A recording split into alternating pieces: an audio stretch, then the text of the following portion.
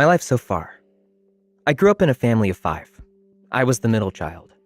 I was never loved by either of my parents, neither the one contracted out to Iraq, nor the one raising me at home. This was just a biased conclusion of mine, resulting from confrontations and conversations with the both of them. I was raised in a Lutheran family, not that it matters. My life has never really had anything to do with what lies above.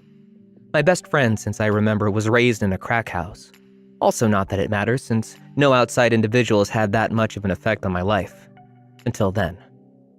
I went to private schools, funded by my hardworking parents, until I decided I wanted to switch over to public high school at that level of education. Up until high school, I was always obedient and never raised any red flags with my parents. Mostly my mother, since she was the sole parental figure in my life. Father was always deployed or contracted out to a foreign country. Once high school hit, I was the typical loser at the start.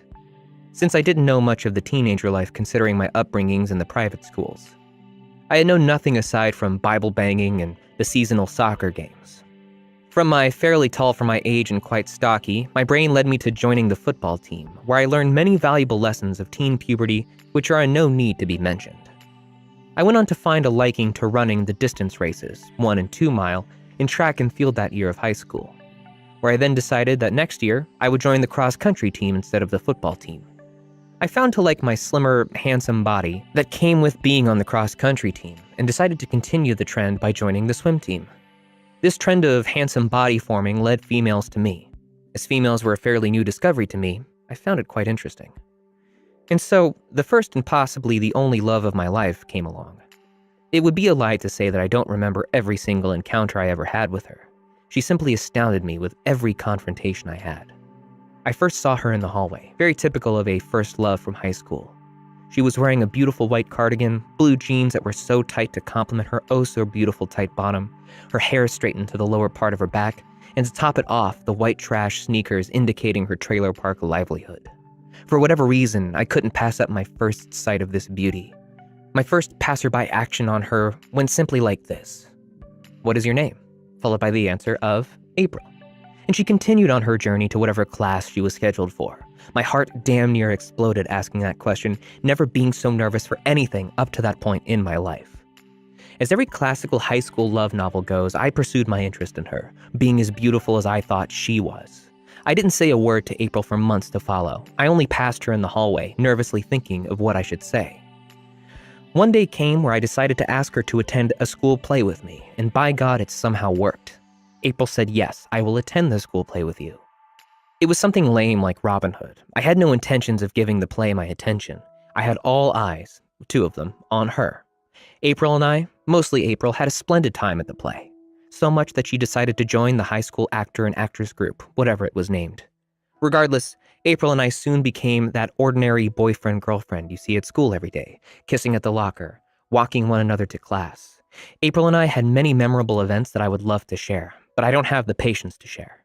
It all seemed to end in an instant, and high school was over. Fun was forever gone, never to appear in my mind again or ever happen again.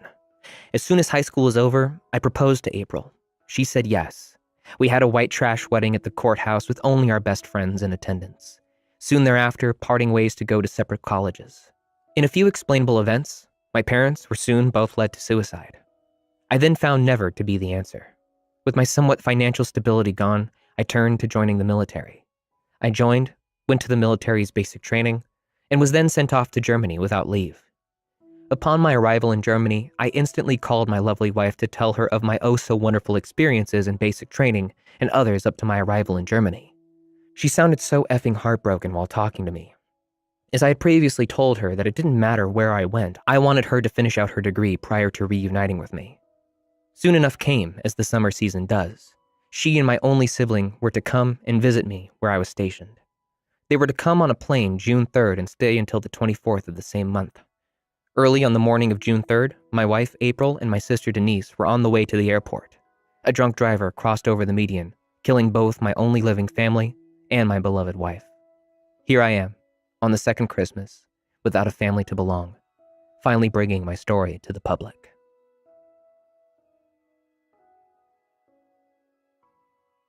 Think running from the police is scary? Try swimming. It was summer break in 2010. Me and my friend Aaron were spending the day at the lake and stopped in to eat at a small restaurant close to the beach where we were going to. Aaron gets my attention and points at two really hot petite girls wearing short cutoff shorts and tank tops ordering food. They look wild and fun. We kept glancing over at them and then decided to get the balls to go talk to them when we finished eating.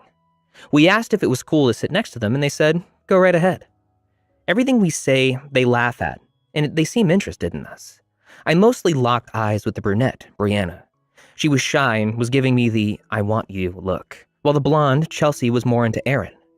They were 16 and 17, just like me and Aaron. They invite us to go cliff jumping with them and we respond with, "Hell yeah." We pile into my Civic, and the first thing one of them says from the back seat is, "Do you all smoke weed?" I say, "Maybe, why do you ask?"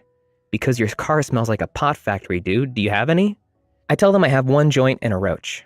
They giggle, and Chelsea says, "Stop by my grandma's house up the road and I'll grab my party supplies before we go." So I drove them there.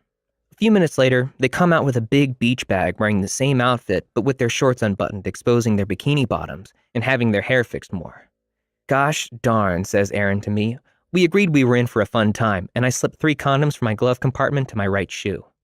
We got vodka, Pepsi, some more weed, and an extra something for us. My brother hooks me up when I want. We park at the beach and follow them to the spot. Had to walk about a quarter mile down the road and sneak through people's yards and head down the trail in the woods, enjoying the view of their backsides bounce with each step. After seeing no trespassing signs, I ask them what happens if we get caught, and they tell us a lot of teens come down here to party. They just try and keep them out. We reach the cliff spot, and it's very secluded. The girls strip down to their bikinis, and I wonder how the heck I'm supposed to hide my erection in my swimming trunks. They tell us before we get effed up that we have to check for rocks in the water so we don't end up dead. We followed them down the cliff and grabbed a really long branch to help them check. As long as we jumped about 6 feet out, we were safe from the cliff drop. As soon as they reach the top, they both jump without telling us, and Aaron looks down and says, "F no." They climb back up and laugh at us and tell us they'll show us their tees if we jump. They raise their bikini tops, and we jump in with our jaws dropped. The wind sounds like a tornado, and then I see pitch black when I hit the water. I swim up towards the sunlight and gasp for air. They woot for us and jump down to join us. Chelsea swims to Aaron, and Brianna swims to me. We splash each other and climb back up to the top. Brianna smacks my backside and tells me to climb faster, and I let her in front of me so I could smack hers and mock her. We reach the top and decide to break out the good stuff. Chelsea rolls up a joint while Aaron lights up ours, and Brianna passes me the cotton candy vodka after she takes a swig. Me and Aaron sat impressed watching the girls chief on the roach until it burnt their fingers. We talk and laugh, and Chelsea pulls a small baggie out of her cigarette pack and asks if we've ever done coke. We lie and say a few times, and they snort the first lines off her makeup mirror and pass it to Aaron first. I take my first snort nervous as heck. A rush of awesomeness pours through my head like a dam being opened to fill an empty river. Like I just scratched off the numbers to a winning lottery ticket. They grab our arms and make us get up and make us run with them to jump again. This time, the fear was gone, and it was a pure adrenaline rush. The girls whisper to each other on the climb back up, and they tell us we're doing belly button shots. So we slurp shots from their pierced belly buttons, and they did ours in a much more sexual way with a slow lick. After joint number 2 and another coke bump, one thing led to another, and Brianna was riding me like a rodeo bull standing waist deep in the water below the cliff. I didn't even say, "Let me grab a condom," after she wrapped her legs around me and was dry humping me with her tongue in my mouth. With the orange light from the sunset glowing on her beautiful face, it was on. After we finished, Chelsea asked if we were okay down there, laughing at us as we climbed back up. Aaron was pulling up his shorts, catching his breath with a smile like I'd never seen on his face before. We started passing the bottle again, and the sound of a CB radio echoed through the woods. I look over and see a flashlight and panic. We hide everything, and a sheriff and another officer walks up the path to us. "You kids having a good time? We got some noise complaint from the folks who own this property." Aaron says we will leave, sir, and he walks closer to us. Are you smoking a little pot?" I look at the others frozen as I was going to say, "No, sir." He grins and says, "What are y'all's names?"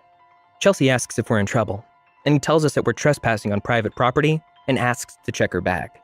We all look at each other and blurt out, "Run!" and we all run and jump down to the water. I rose up to the surface and made sure they all followed me and started swimming like an Olympic swimmer towards the other side of the lake. "Stop, stop, stop, we will find you." He starts shining his flashlight at the water, and we go under every time it shines on us. We make it to the other side and start climbing up the muddy bank, sinking knee deep with each step. We lay on the shore, catching our breath after the 2 football field length swim. Chelsea tells us she left her wallet and phone in my car with the rest of ours. Thank God. We look across the top of the cliff at the flashlights and get up and start running through the woods barefoot. We crouch down by a fallen tree and catch our breath again. Talking about how we are from the cocaine and weed in her bag they are looking through right now, we decided to start swimming towards the parking lot along the shoreline. After about 30 minutes of swimming, we see a boat coming towards us with a spotlight and swim to a huge fallen tree in the shallow water to hide. They slow down and shine the light everywhere. I hold Brianna and calm her down from crying and wait for it to pass. When it does, we slowly move down the shore with just our heads out of the water. After over an hour, we swim across the lake again and sneak up the hill to the parking lot. Thank God there were other cars parked there from the campsite next to the beach, or my car would be quite obvious. I get my keys from the gas tank door and drive the girls home. I tell Brianna my number and she puts it in her phone, and Chelsea did the same for Aaron. We were stupid for not getting their numbers because they never called or texted us. We didn't even ask for their last names and spent hours looking for them on Facebook. We didn't find them. I pulled out and would have expected Brianna to call me if she were pregnant. We drove to her grandma's house a couple weeks later, and no one was home, so we decided to leave them alone.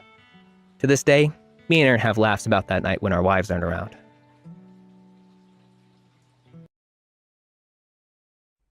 My sad story about losing my virginity. It was 2008, and I'm in the 9th grade. The last bell rang the sound of freedom to start the weekend. I walk out into the hallway, and my girlfriend's best friend hands me a note and swears she didn't read it. I get seated on the bus, and I open the folded note that I still today have next to me. Quote, I want you to come see me at my house tonight. I will text you when my parents are asleep. My brother is staying the night at his friend's house, so we can have some alone time. Love, Grace. XOXOXO. We were going to be together forever because we had fallen in deep love through our 2-month relationship. We got detention for kissing in the hallway. Our MySpace pic was us kissing. We called each other every night and had phone sex the night before, so I'm hoping in my mind that tonight she wants the real deal. As soon as I get home, I get into my dad's truck and steal all the change out of the cup holder and the half-pack of Marlboros from the passenger seat. I Google how to have sex, how to turn a girl on, how to please a girl in sex, how you know if a girl is horny. I was 15, of course. I'd watched plenty of porn and wasn't completely dumb to the idea of sex, but wanted to have knowledge because I was a virgin as Grace was too. At 7:30, I put my earphones in and play My Chemical Romance on my iPod Nano, light up a cigarette, and start riding my skateboard into town. Flipping my long hair so I could see, I head into a gas station and grab a box of condoms and lay them on the counter and start counting out $3.85 or something like that with my quarters, dimes, and pennies. Yes, I was broke. A voice behind me said, at least you're buying those and not diapers. I turned around, and it's Grace's dad's police officer friend that came over to drink beer with him. I panic and come up with, yeah, I heard you can fill him with enough water to fill an entire bathtub. He laughs and says, yeah, and they would keep me from arresting Grace's dad when he knocks you out for getting her pregnant, too. I begin to really panic and leave the gas station thinking about what would happen if he told Grace's dad. We would have to break up, and I wouldn't lose my V-card to my hot girlfriend I masturbated thinking about every night for the past 2 goddamn months. Enough meeting at the skate park, French kissing for 2 hours a night, leaving with a boner hard enough for a blacksmith to use as an anvil. I was ready to pound it into this chick and be with her forever. She was all I thought about. I had her name carved into the grip tape of my skateboard, and her notes that smelled like her perfume in my Vans shoebox under my bed. She borrowed my hoodie and wore it during school, and it smelled like her when I got back. Holding her hand everywhere we went, we always had fun times that I still smile about to this day. Quote, they are asleep. Let me know when you get here. I sneak to her window and she opens it. I climb through the bush and hop there. Grace's bedroom smelled like perfume and burnt hair. Deftones playing on the radio just loud enough where her mom wouldn't walk down the hall to ask her to turn it down. She's wearing a tank top and short shorts, done her makeup and straightened her hair for me. Looked so beautiful, her eyes were looking into mine, her hands shaking as were mine. We lay on her bed and start making out, leading to the first time we had sex. I may sound like a pervert for saying it now, but F me, it was amazing. She looked incredible, and we enjoyed each other. When we are done, I shove the used condom in my pocket, and we kiss for an hour, and we sneak out to smoke. I kiss her and tell her I will call her when I get home. I get home and try calling her and get voicemail every time. I texted her saying, I love you. I left the condom wrapper in your floor somewhere. Get rid of it. And don't get a response until 2 hours later saying, come back over. I try calling again and get voicemail and get a text saying, phone keeps hanging up. Just come over, baby. So I say, okay, wait by your window. When I get there, I sneak up to the window and can hear Grace screaming at her mom. I get ready to hide on the side of the house when I'm slammed into the ground and held down. Boy, if I ever see you around my daughter again, I will beat the S out of you. Get the F out of my yard. He picks me up and pulls me by the arm until we are in the road and shoves me and makes me fall. I look back and see him pick up my skateboard and sling it way above me, and it hits the road far away from me. I grab it and I skate like I had an effing tiger chasing me. The next morning, my mom and dad bang on the bedroom door and told me they got a call from Grace's parents and told me they found a condom wrapper and that I'd been making her smoke cigarettes with me. An embarrassing argument ended up being no laptop and no phone for an effing month. Grace's parents pulled her out of public school, and her best friend passed notes for me and Grace, telling how much we love each other and we will figure out a way to see each other. But we didn't. She switched to a private school, and her parents watched her like a hawk. Grace's friends stopped giving me notes for a week, and one day she tells me Grace wants to break up. As soon as I get home, I grabbed the house phone and called her crying, convinced her mom to hand Grace the phone. She is crying too, explaining that her mom found the notes and wanted us to end it until her dad grabbed the phone and said, goodbye, and hung up. When I finally get my laptop and phone back, I cry listening to the voicemail she sneaked, crying in all of them, telling me she loves me and she never wants to lose me. I was heartbroken through all this, and to this day believe her parents effing overreacted. I discovered she ended up with a preppy boy a year later when I added her when Facebook became a thing. Had a few photos of her sitting on the couch with him and was dressed completely different. Her music interests were effing pop music. Her parents approved of this Sorry, it's what we referred to them as, and I had to move on. Grace's parents molded her into the perfect girl they wanted, and I stayed the same. Our paths just split. All because the cop asshole called her dad and told him about seeing me buy the condoms and didn't like me because I was busted ding-dong ditching with friends last year. My wife made me get rid of all the notes, but I kept a few. So that is my virginity/lost love story. I hope it occupied your time, and if it didn't, back out and don't be a downvote douche. Writing this gave me nostalgia. Please respect that. I pooped myself on a camping trip with my girlfriend. Back in 2017, my friend Dylan and his girlfriend Leah invited me to go on a camping trip with them, and I invited my girlfriend Tori to come along, and she said yes. We'd only been dating for a little over 2 months, but I didn't think it would be too awkward since we recently started sleeping together, and she had hung out with Dylan and Leah a few times. We all wanted a real camping trip and chose Red River Gorge in eastern Kentucky. We hiked up a hill way out in the woods and found a good spot where people had set up camp before. I brought a 2-person tent and blankets to make a sleeping pallet, and Dylan brought his 4-person tent along with an inflatable mattress for them and their German Shepherd, Teddy. I felt like a cheap bastard watching them inflate it while I explained to Tori that I spent $140 on all the stuff I bought, and I was broke. She told me she didn't care, as long as she was with me. We got everything set up, started a campfire, and started drinking Jim Beam and Coke while the girls made bullfrogs with their Kool-Aid and vodka. We roasted hot dogs and s'mores and talked about family camping trips, party stories, and whatnot. I was glad to see Tori laughing and having a really great time. I held her and glanced up at the stars through the trees a few times, thanking God I had her. Everyone got pretty drunk, and Dylan had finished a 5th of the whiskey, and I was sweating like a whore in church because it was so humid. Around 1 a.m., we were in our tents, and me and Tori had a wild, sweat-drenched sex session and slept in our underwear because it was so muggy inside the tent. I woke up around 5 a.m. with my stomach cramping like hell. I clenched my eyes and bit my tongue, trying not to moan out in pain and wake up Tori. I put my clothes on, crawled out of the tent, stood up, and dug out a roll of toilet paper from the bags between the tents and ran into the deep brush. I tripped on a tree root and dropped the effing toilet paper and it rolled down the hill. I started running back to get another roll and couldn't handle the pain anymore. I tried to let out a little fart and felt warm juice squirt out. F me, F, please, no, I said as I pulled my shorts and boxers down to examine them with the light from my phone. There was brown chili-looking S all in my boxers, like pulling over and opening your smoking car hood and you know your engine is effed. I quickly pulled my boxers off, squatted down to finish my intensely messy S that sounded like pouring a bucket of wet sand on the leaves, and felt so much better. I tossed my boxers away from the trail and heard someone walking down from the campsite. I freaked out because I had S all over my legs, and on one of my hands, it smelled like an effing porta potty in the middle of summer. It ended up being the dog, Teddy. I shooed him away and used the bandana wrapped around my forehead to wipe my butt and tossed it. I sneaked back to the campsite and cleaned up with a bar of soap and a bottle of water with the dog awkwardly watching me the entire time, and decided to sacrifice my deodorant stick and rub it all over my skin and down my butt crack to mask the horrid smell. I went back to the tent, cuddled up to Tori, and went back to sleep. We woke up to Leah screaming. We got out of the tent and saw Teddy running out of their tent with her screaming, "What the F, you nasty GD dog?" We walked over and asked what was wrong, and Leah told us Dylan's stupid dog dragged her underwear into the tent full of S, and she had it on the back of her shirt and all over the mattress. Tori was disgusted and looked away while Dylan got out and went to find a stick.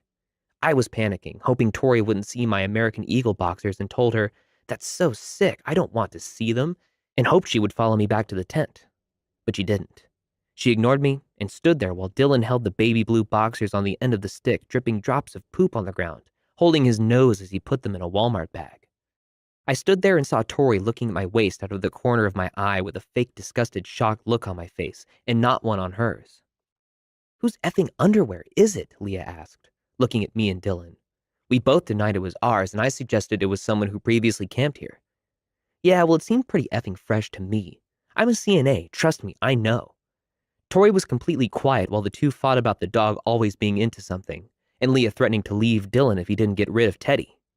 I tried to keep my poker face on while Dylan poured water on Teddy and scrubbed with his toothbrush to get the S out of the fur because, of course, the dog rolled in the S.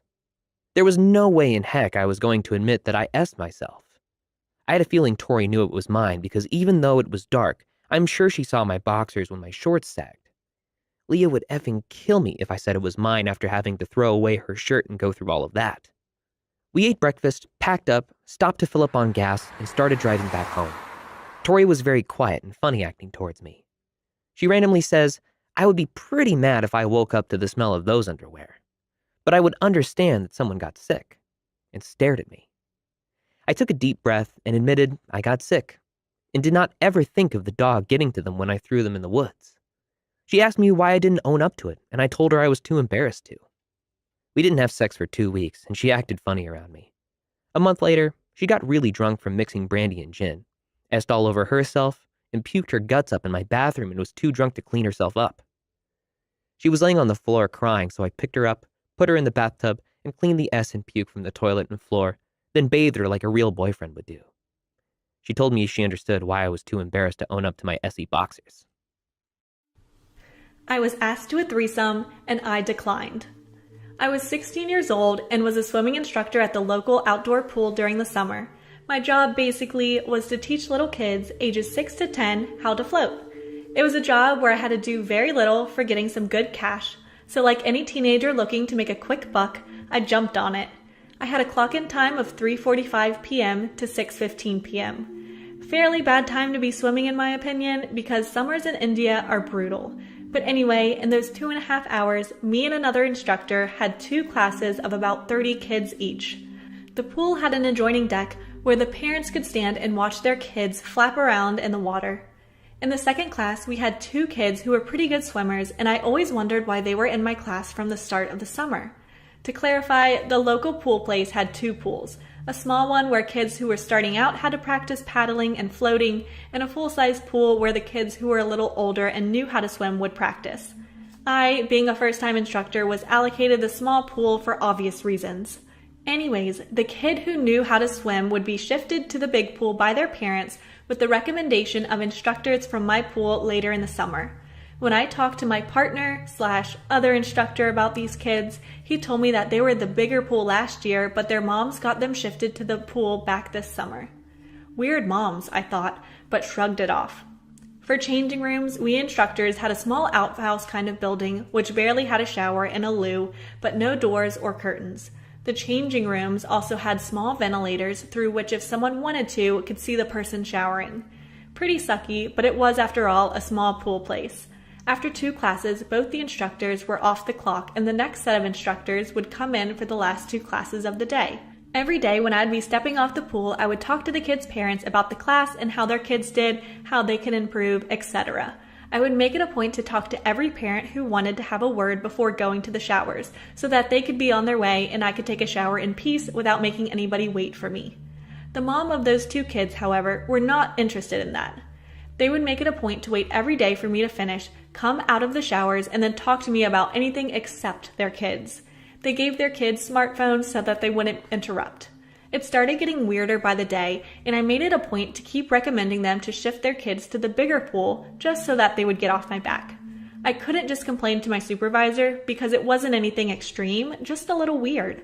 The moms were obviously not willing to listen that their kids ready for the big pool and that they were still learning to paddle and they needed my help. One day after my class, while I was showering, I could see these 2 moms snickering outside the outhouse and looking at me. They couldn't see the whole estate because we blocked off the walls of the ventilator, so you couldn't really stand next to the ventilator, but you could still see the face of the person showering. I was thoroughly grossed out and just wanted to go home. I didn't even bother to acknowledge them and just walked towards the parking lot. I was standing by my bike, putting on the helmet, when I felt a tap on the shoulder. And who would it be but one of the moms? Let's call them M1 and M2. M1. Hi sir, how are you today? We wanted to talk to you about how our kids did today. Me. Disgusted look. They did fine. Like I said, they don't need to be in my pool. They could shift to the other one. M2. No. They still need you. Plus it gives us a chance to look at you while you teach them. Me. What? M2. I mean, we could still see how good they are doing in the class. Me. Like I said, they are good swimmers now. They don't need me. Just wanting this weird conversation to be over. M1. Okay. Actually, we were thinking if we could talk to you about something else too. We really need help from you. Me. Look, ma'am, I'm just trying to go home and I'm doing everything I need to for your kids. M1. No, we need you to help us moms. Me. Help you how? M1. We want you to teach us how to swim. We really want to learn and be able to swim with our little angels. Me. I'm sorry, ma'am. I only teach kids. M2. Can't you make an exception for us? We'll make it worth your time. She starts to stroke my arm, and both of them take steps towards me, coming uncomfortably close. I realize exactly what she's implying. At this point, the parking lot was pretty empty because all the kids and their parents had left, and so had my partner. Me. I'm sorry, ma'am. This isn't something that I'm interested in, and can you please not touch me? M1. Don't be ridiculous. We just wanted to learn swimming and do some other things with you. Me. Stop it, ma'am. Do you realize I'm 16 years old and this is illegal and you both would be charged as pedophiles? M2. Oh, come on. You don't look 16. You are lying. Do you really not want us? You always wait after class and talk to us alone. Me. Ma'am, that's my job. I'm supposed to do that. This is making me uncomfortable. If you both don't leave me alone, I'm going to complain to my supervisor and call the police on you. Both of them started squirming and took some steps back. I took the chance to start my bike and rushed away. As soon as I got home, I called my partner and told him exactly what happened. He told me to calm down and told me that we'll talk to the supervisor tomorrow. We never did talk to the supervisor because apparently after I left, both of the moms canceled their kids' membership and they never returned. I didn't really want to pursue the matter, just forget about it. Years after, the Chad in me still says that I could have had a threesome when I was 16 and I'm an idiot who passed it up. But at that time, I was pretty traumatized and didn't know what to make of the whole situation. Also, I'm pretty sure I'm missing out a few lines from the conversation, but I just don't remember quite a bit of it. This is all I remember. Anyways, thanks for reading if you did, and again, discount any mistakes that I might have made. Let me know what you think. My friends went missing when I was 6. I guess to start off, I should introduce myself. My name is Melissa, I'm 16 years old, and around 10 years ago, 4 of my friends went missing. I remember the day clearly, yet some parts are all fuzzed up. It's strange how the mind works. Anyways, I was 6. My dad, older brother Matthew, and younger brother Liam were driving to a birthday party. It was hosted at this old knockoff showbiz pizza place. We lived in a tiny town in Utah, so this was really the only place for kids to hang out. A cheap place for parents to drop off their demons to occupy them. My brother, who was 15 at the time, worked there as a waiter while my dad worked the day shift. When we were really little, my dad would sometimes let one of the managers babysit us, mostly me. I remember him well. He always wore plaid and flannel and almost was always working on something. There was another manager too, but he was very distant. He disliked kids despite having his own. He never talked much. I'm getting off topic. Anyways, the second we pulled into the semi-crowded lot of the pizza place, I hopped out. I threw the glass doors open and ran into the main show area. There was the big stage with bright multicolored lights showcasing 3 classic animatronic animals. There was confetti on the tiled floor and glitter on the tables.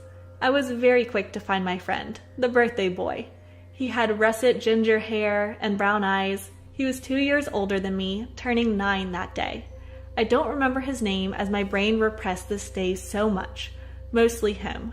We were close, I knew that. I probably just wanted to forget to ease the pain. I remember grabbing him into a hug and talking for a while as the other members of the party filled in. There were 5 of us in total. I remember the others, but not much. Only key features. The oldest, I believe, was a boy with dark brown hair, and he was tall, like really tall. I remember something strange with his eyes. They were cold, yet so warm and welcoming to us. The other boy, I think, was the opposite. He had long, messy, dark hair and was really short. I think his name started with a J, Jeremy or Jamie maybe. I don't even remember if he was a girl or a boy. There was a girl though. I remember her well.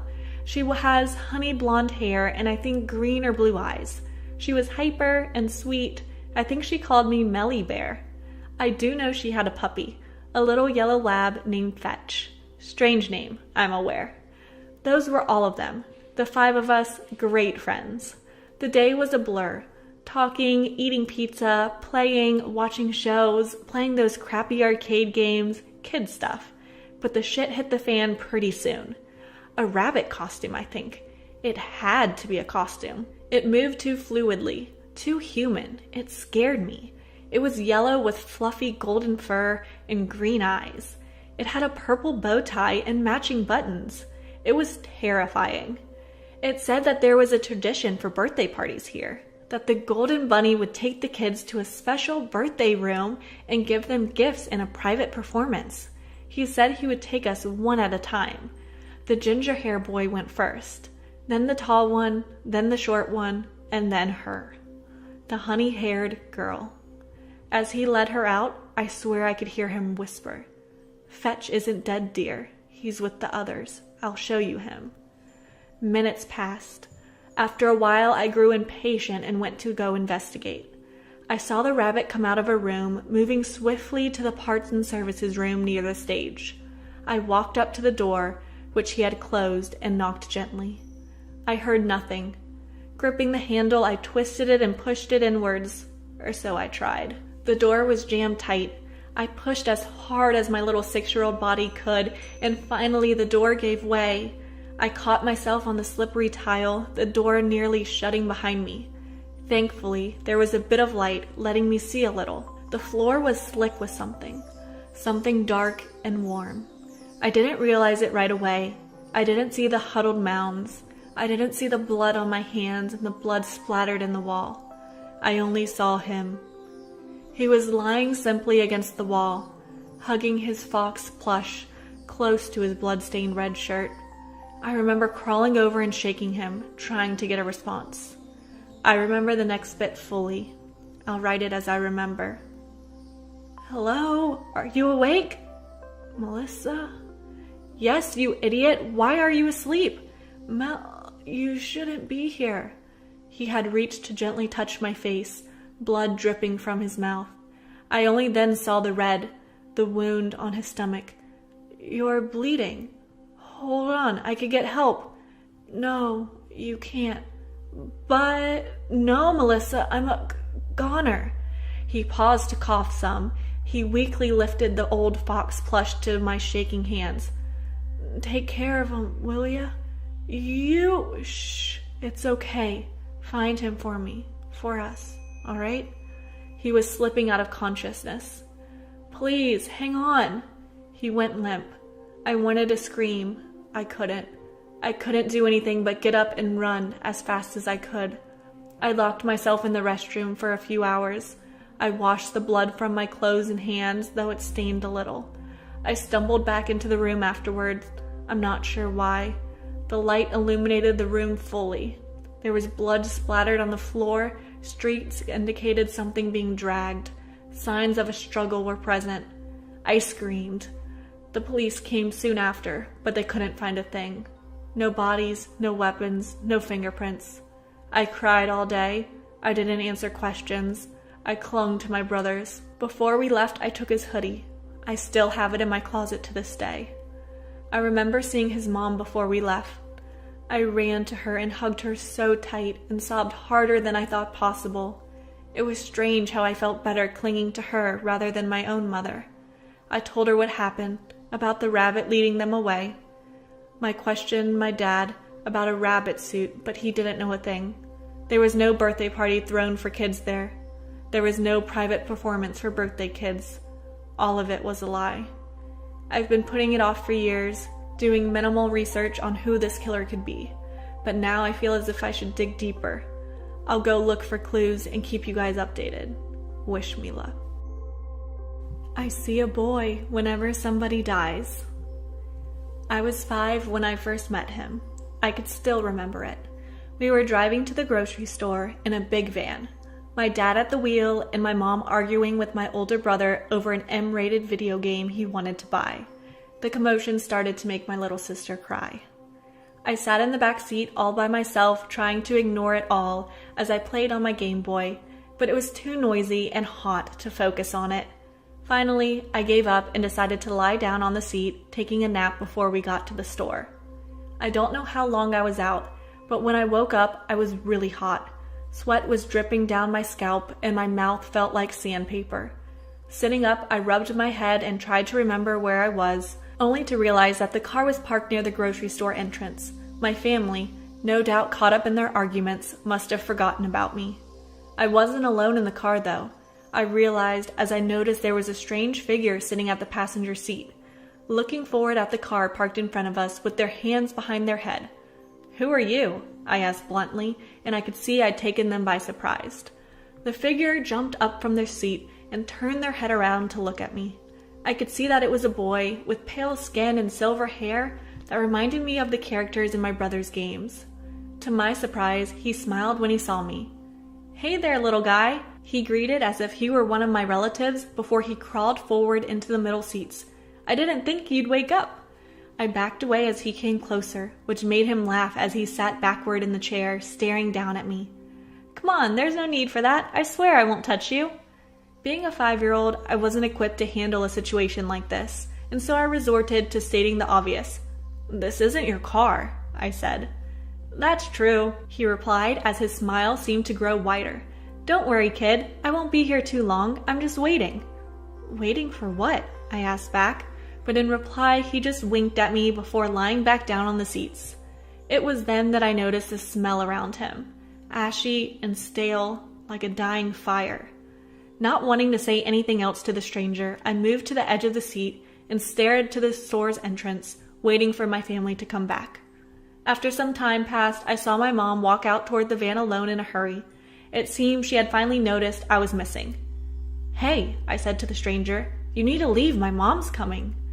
"Really?" he asked as he shot back up to look out the window. To my surprise, he seemed excited about the news. Upon seeing her walking down the lot, he turned to me with an oddly somber look, giving what he'd been acting like just moments before. "Well, kid," he said, "it's been fun talking to you, but I've got to get to work. Don't hate me too much for this, all right?" I was about to ask what he meant when a loud noise outside caught my attention. I turned back to the window to see that where my mother had been standing, a car was now in her place. A woman who I assumed was the driver was standing next to the driver's side, screaming and sobbing as a crowd of people surround her. I was confused about what was happening until I saw 2 legs lying in the parking lot, the rest of the body obscured by the parked car. A trail of blood was leaking out from a wound I couldn't see, and as my eyes followed it, I noticed that at the end of the legs were my mother's shoes. I stood frozen for a few seconds as my brain processed the scene, and as tears started to run down my face, I turned around to face the boy. "What did you do?" I called out in anger, only to freeze when I realized I was now alone in the van. Somehow he had slipped out without me even hearing. Now alone and confused, I had no idea what else to do. So I did what any child would have done, crawled into the middle seats, pulled the door open, and ran to my mother. By the time I had gotten up to her, sizable crowd had already formed, and I could hear the wailing of an ambulance in the distance. I tried to shove my way through the onlookers, and as I did, I noticed the dying fire smell again. Looking to the direction of it, I could see a glimpse of silver hair before it disappeared through the group, and a new burst of energy coursed through my body. I pushed through the crowd with a strength I didn't think I was capable, shouting all the way. As I got to the edge of the crowd, who were now being pushed back by the store security, I could see the boy walking out towards my mom, who was lying in a heap next to the entrance. "Leave her alone!" I shouted, and ran forward before any of the guards could stop me. The boy ignored my pleas as he neared my mother's body. When he got close enough to her, he knelt down by her side and raised his hand out to her. I was just about to reach them when I felt a pair of hands grab my waist and lift me up. "No!" I screeched, kicking and punching at my assailant as they pulled away. I looked over to see that it was my father, who was staring at me with a panicked expression as he marched back toward the crowd. "Let me go!" I protested. "You have to stop him!" But it was too late, I realized as I turned my head back. The boy had his hand resting on my mother's face, and he was staring at me with a look of remorse. In an instant, I stopped all my protesting and began to sob into my dad's shoulder. Later, when we were in the police office, we'd been told that my mother died on the scene. In her hurry to come back for me, she wasn't paying attention to the traffic of the parking lot and didn't notice a car pulling through the next lane. The woman was on her phone and didn't notice my mom until it was too late. I tried to tell them about the boy in the car, who knelt beside my mother as she was lying on the asphalt. However, everyone told me that I was the only one who had tried to run up to her. They even looked through security footage of the parking lot to see if there was anyone else in the van with me before my mother's death, and they saw that there was nobody else inside but me. Eventually, they had a specialist come in and say that the heat of the van, mixed with the trauma of the experience, had caused me to hallucinate the whole thing. Still, though, for the next few days, whenever we ride in that old van, I smell that dying fire scent lingering in the air. I've been paralyzed for 5 years. This morning, I woke up with feeling in my legs again. When I was 17 years old, I was in a horrific car accident that claimed the lives of my father and my little brother Jax. Not only did I lose two of the most important people to me on the same day, but I suffered an irreversible spine injury that left me paralyzed from the waist down. I was a very athletic kid, so suddenly being paralyzed was like having something precious ripped away from me. Track was suddenly no longer an option. My friends were still nice to me, but we eventually all drifted apart as I had completely altered my life around my injury. I had to move to the bottom floor of my 2-story house, and things that I once did mindlessly took planning and a lot of energy to complete. It took about a year to finally get into a steady rhythm of things, and another 2 to accept that being paralyzed is a part of who I am now. There is no cure for being paralyzed. At least that's what I thought. Last night, I was at a bar with a friend of mine named Frankie. She's a loud and rambunctious girl who likes to drink way too much, but I love her to death. It was around midnight when I first spotted the stranger staring at me from a corner booth at the bar. He had a drink in his hand that he was slowly sipping on. He was handsome, in an almost otherworldly sort of way. His porcelain skin seemed to glow in the dank bar light, and his amber eyes were fixated on me. He looked like an angel. He was rather dressed up for a bar in a button-down shirt and black slacks, but his tie was missing and the first few buttons of his shirt were undone. He looked like a businessman that was just having fun. I haven't been on a single date since being in my wheelchair. There are people that honestly don't care about it, but the feeling of being a burden hinders me from going back into the dating scene, so having a gorgeous man openly stare at me was rather unnerving. It took about 10 minutes for Frankie to notice him, and with a sly smile on her face, she subtly found someone to occupy her time, leaving the seat next to me at the table open for someone to claim. It didn't take long for him to take a seat next to me, and as he sat down, I got this feeling of dread in the pit of my stomach. He introduced himself as Ray, and we chatted on the weather and what we do for a living. I'm an artist, and he is actually a businessman, as I guessed. It explains the attire. Talking with him was like breathing, simple and easy. He never once asked about why I'm in a wheelchair, which is why I agreed to talk with him longer. As he ordered me more and more drinks, I found myself willingly talking about it for the first time since it happened. The question that followed after my story was one that still strikes me as important. What would you do to be able to walk again? It seemed like a harmless question, one that my friends have asked me before. Of course, the answer is always the same. Anything. I would do anything to be able to feel my legs again, to be able to walk and run and reach the cookies that my mother keeps just out of my reach. His tone was the only thing that was different, the thing that made me uneasy. It was almost teasing, his eyes alight with joy as I answered him. In the following hours, I don't know how, but I knew I made a very grave mistake by answering the way I did. The conversation ended rather abruptly after that, with Frankie falling into the table and spilling our drinks everywhere. I called us an Uber for a way home and prayed that she would be okay on her own. As we waited outside, Ray took my hand in his own and delicately planted a kiss on my knuckles, his eyes gleaming in the darkness. I'll be seeing you soon. Those words now haunt me as I stare at myself in the mirror, standing on my legs for the first time in 5 years. The words weren't a request. It was a statement, a promise. He will be seeing me, and I cannot help but wonder if his gift this morning is a threat or an order. What will I do to be able to walk again? I woke up this morning with the deadly-looking dagger on my nightstand, and symbols that I've never seen before were carved into the hilt, overlapping one another. There were triangles and circles and swirling patterns that resembles vines. That wasn't the only thing different. I could feel my legs. It wasn't just a gradual warm-up to walking. I could stand and jump and run.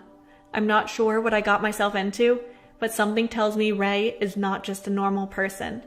Ever since waking up, I've periodically checked on the dagger, but it hasn't moved from the position on my nightstand. The symbols seem to glow as the night progresses, and I worry what will happen when I see Ray again. Gorgeous girl. Junior, 17 years old. Math. 3rd hour. I walk into my new class like I did for all my new classes. Nothing special, but I was lucky enough to get 5 to 6 of my friends sitting around me. Most of that class was spent playing video games on our laptops because our teacher was just awful at teaching. Almost as if he tried to teach assuming that the class already knew the material. Like what? How are we supposed to know how to do the problem if you've only shown one example and had already erased it? Ugh, he sucked. I could write a whole post about only him, but I have to stay on track because it's about to get interesting. This class was full of a whole range of students, so I'd probably say there were 4 groups that would stick together and talk. The room was kind of separated in quadrants. Our group was in the back far corner and consisted of jocks, a few gamers, and not to sound self-centered, but I would say more quote-unquote popular kids. Not that it matters much, but, well, actually, yeah, that's kind of important, so remember that. To our left were a few of the rednecks and louder kids, but just between each other so they didn't disrupt class or anything. In front of us were kids that were pretty quiet and focused more on math than talking. And finally, in front of us were this group of girls who were all kind of feminists with a few super feminists. When I say super feminist, I mean 2 of them literally said they hate men and white people, so I don't know what else to tell you. These girls were all pretty cool, besides when it came to the political stuff. But I wouldn't say we were really friends with these girls. Well, I guess most of them. There was this one girl who I'll call R that sat right in front of me. R was absolutely gorgeous, so me being me, I would often ask her for a pencil or a question so I could talk to her. She didn't seem to be as enthusiastic about me as I was about her, but I thought maybe I wasn't on my game or something. I was 17. Give me a break. We were also in totally different cliques, so we didn't know each other very well. I had heard things about her and obviously knew her name, but that was pretty much it. Everyone said she was really nice and sweet, and man, did she live up to it. The days went on, but this little thing never grew past classmates. R was just the girl that sat in front of me. Every day I'd go to class, maybe say hello, find my seat, and that'd be it. She wasn't any more than an acquaintance, and that was fine with me. One day I came into class, and sitting in my seat was this girl who I hated and immediately started arguing with me about political stuff. What was the argument about, you ask? Not important. The thing was, though, that this little back and forth turned into a 5 versus 1 when all her friends joined in. Unfortunately, I was the only one in my friend group in my class that day, so I was getting cornered fast. Even my math teacher was getting into it. As tensions rose, so did the emotions. The argument was growing uncontrollably and eventually veered off into a path that had a lot to do with depression and anxiety. This topic was super sensitive for me because I was on medication and hadn't told anyone about it. I'd like to say that at most 3 people knew and swore never to tell. I did a pretty good job of hiding it, so when they started talking to me about the subject like I was some ignorant a-hole, I got pretty upset. This is the moment that R started talking and was being super defensive, and she seemed really knowledgeable of the subject. That didn't change the fact that we were just going off at each other. Gosh darn, that girl really ticked me off. She made everything I said seem like I didn't care about people on medication. Eventually, the argument led to me saying something along the lines of, "You shouldn't have to depend on pills. They should just help your bettering process." R took it as something completely different, thinking I said, "If you take pills, then you aren't really you." She took it really, really hard and called me some names and broke down crying. Stunned, I stopped myself from saying too much more because it took me back so much. I'd never seen R so full of emotion, so I knew maybe I hit a little too close to home for her. I've made girls upset before, but not like that. The arguing stopped pretty soon after, and soon the bell rang. Everyone got up and simply went to their next class. On to something else like nothing had ever happened, but not for me. I was feeling weird about the whole situation for the day and couldn't even really sleep. Is she depressed too? I asked myself. I never met anyone else who struggled with what I did. The next day, I woke up with it on my mind, so I knew I had to fix the little mess I made. When I came to class the next day, something was different. The seat in front of me was now empty. R had requested to change seats so I could no longer just tap her shoulder like I used to. This little variable was enough for me to leave it alone. I figured if she couldn't even sit by me, then she sure as hell doesn't want to talk to me. This continued for like 2 weeks before I couldn't stand it anymore and finally decided to message her about it. The weird thing was, when I asked her about it, she said she didn't even remember the argument.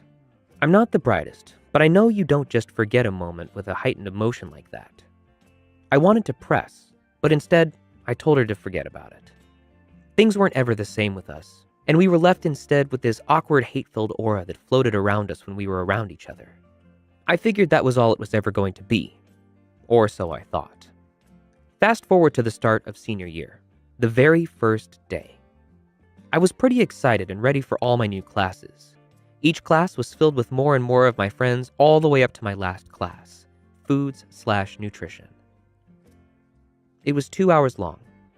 As I waddled in a little late, and in front of me were only a few tables to sit at, 3 of the 5 of them were completely full and had a few people I knew, so I was kind of screwed. I looked to my left. There sat 2 super weird kids I did not get along with. Guess that's not an option. I looked right towards the last table and see 2 girls I don't really know, so I start heading that way. But at the last second, I had noticed I must not have seen the third person at the table. It was R. Immediately, I turned around thinking there's no way in hell I'm going to sit by her. Realizing the other table was possibly the worst seat in the history of the world, I looked down, sighed, turned, and sat down at R's table. You could actually feel the uncomfortableness as we made eye contact and both looked down. That's exactly my luck to be put in the situation. Then guess what? The teacher tells us that we'd better like our seats because they are permanent. Wow. We were both unhappy, but there was nothing to be done. All there was to do was to suck it up and get over it. As days went past, our little frizz sort of died out a little. We definitely still hated each other, but started talking again. We were at the same kitchen for cooking too, so we didn't really have a choice. Our conversations eventually grew more and more until one day something happened that changed everything. Our class often had times to go on your computer and do things like a worksheet or something. While I worked, I always had music playing in my headphones. Always. I didn't listen to what everyone else did though, and it kind of sucked. Actually, no. It really sucked. Listening to punk rock music wasn't really common. I liked bands like With Confidence, Sleeping with Sirens, All Time Low, and a few others. It was hard finding music like that when no one I knew actually liked it. I mean, there were songs that I would show my friends and they'd end up liking it, but never felt like someone actually had the same taste in music as me. I'm a hopeless romantic, so don't cringe when I say I've always dreamed of meeting that girl that likes my music and is, like sort of a badass and just understood exactly what that kind of music does to you. But let's push that thought aside. It was just some backstory for what's coming up. I had to start a new paragraph because thinking about it just gave me the chills. Ugh. Sorry, I'm writing this trying to get all that stuff that goes through my brain. I don't know why I tell stories like this, but if you've made it this far, then maybe it's not too bad. Nothing was out of the ordinary on that day. It was boring and just kind of, there. 2 hours left is all I could think. I was already sick of school and each day was getting worse. Teacher says to us that we have free time to work on homework, so I pull out my computer and immediately grab my headphones. The homework was table-based, so we had to work together, and at this point, R being at the table didn't bother me much, so I decided to ask her for help. She looked a little confused. We didn't really talk at this point, but still. She helped me anyways. A few minutes in, I noticed she had headphones in too. I hesitated and asked her what she was listening to. She almost hesitated too, seeming embarrassed. I smiled a little smile, and she was like, "Well, they aren't that popular, so you might not know any of their songs." I peeked over and took a look at the screen. It might sound stupid and not that big of a deal, but seeing her playlist and knowing almost all of the songs, I could not believe it. I looked at her and I was like, "What? You know these bands?" Her eyes locked with mine and she said, "You know these bands?" I don't even know how to put it into words. It was like lightning. The rest of that class, we showed each other song after song after song, talking about them and pointing out the best parts only pushed us deeper and deeper into our own little bubble. We had been so lost in each other that sure enough, the bell goes off and we didn't even notice. We were both taken a little off guard, so we just sort of hurried and went home. I couldn't even sleep that night because the rest of my night, she was all I could think about. I mean, where can I even start? This girl drove me crazy all this time, and all of a sudden, this? I eventually fell asleep, and all I remember the next day is being crazy nervous. What if I tried to talk and she didn't care anymore? I guess I didn't mind much since we didn't really like each other, but as soon as I got there, it picked up just where we'd left off. R said something to me though that I'd never forget. Once we got back into music, she had this frustrated look on her face when I showed her a new song. Apparently, she'd already heard the song and really liked it. Then out of nowhere, she goes, "Ugh, why does it have to be you that likes all this music?" At that moment, I knew she was thinking the exact same thing I was. I had a dumb smile on my face for so long after that. Each day got more and more interesting. I learned that she used to think that I was a major a-hole who only cared about myself, and I told her I thought she was a B, so it actually worked out kind of well. Every time she opened her mouth, it was like angelic music I couldn't get away from. Whether we were sharing headphones to hear new music, or even just nonstop laughing about something dumb in the kitchen, there wasn't a single dull moment with her. It even got to the point where I actually wanted to go to school in the morning. The days where she was absent felt so empty to me. It was so disappointing, and I think the other girls even noticed it too. I always wondered if she felt the same way when I was gone. There's no way a girl like that would think of me like that, I thought to myself. I kept asking myself this until I learned that I was taking a class trip and was going to be gone for a few days. The day before the trip, I said to my table that I'd be gone for 2 days, and R immediately had a face of just, I don't know really, sadness? It was so genuine, and she was like, "What? No," but tried to play it off right away after. I smiled at her, and she looked back, and it was like we could read each other's minds. From that point on, I knew we were both in the situation of being drawn to each other with nothing that we could do about it.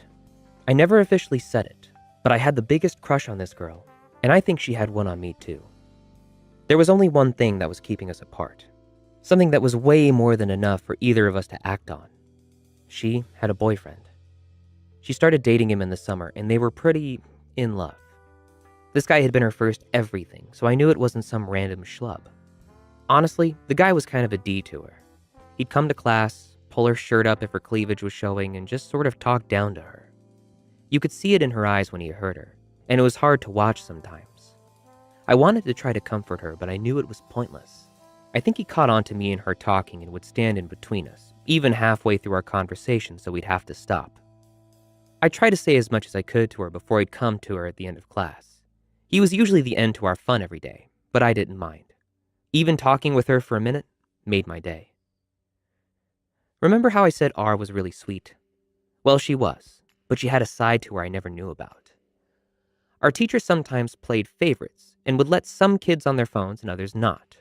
On this day, she decided that R was the one to not be on her phone. In less than a second, R had this fire in her that I could almost feel just by looking at her. She snapped back and they got into an argument that lasted only a few words. Those arguments started occurring often, and to be completely real, they made me like her even more. I'd argue with a teacher or two if I knew they were being unfair, and apparently she did too. I don't think I've even told her that I liked it, which sucks, but there's not much I can do now. As the semester drew to an end, I realized things with this girl would never turn into anything. I'd gotten a girlfriend, her boyfriend and her had gotten even closer, and we weren't going to see each other in class anymore.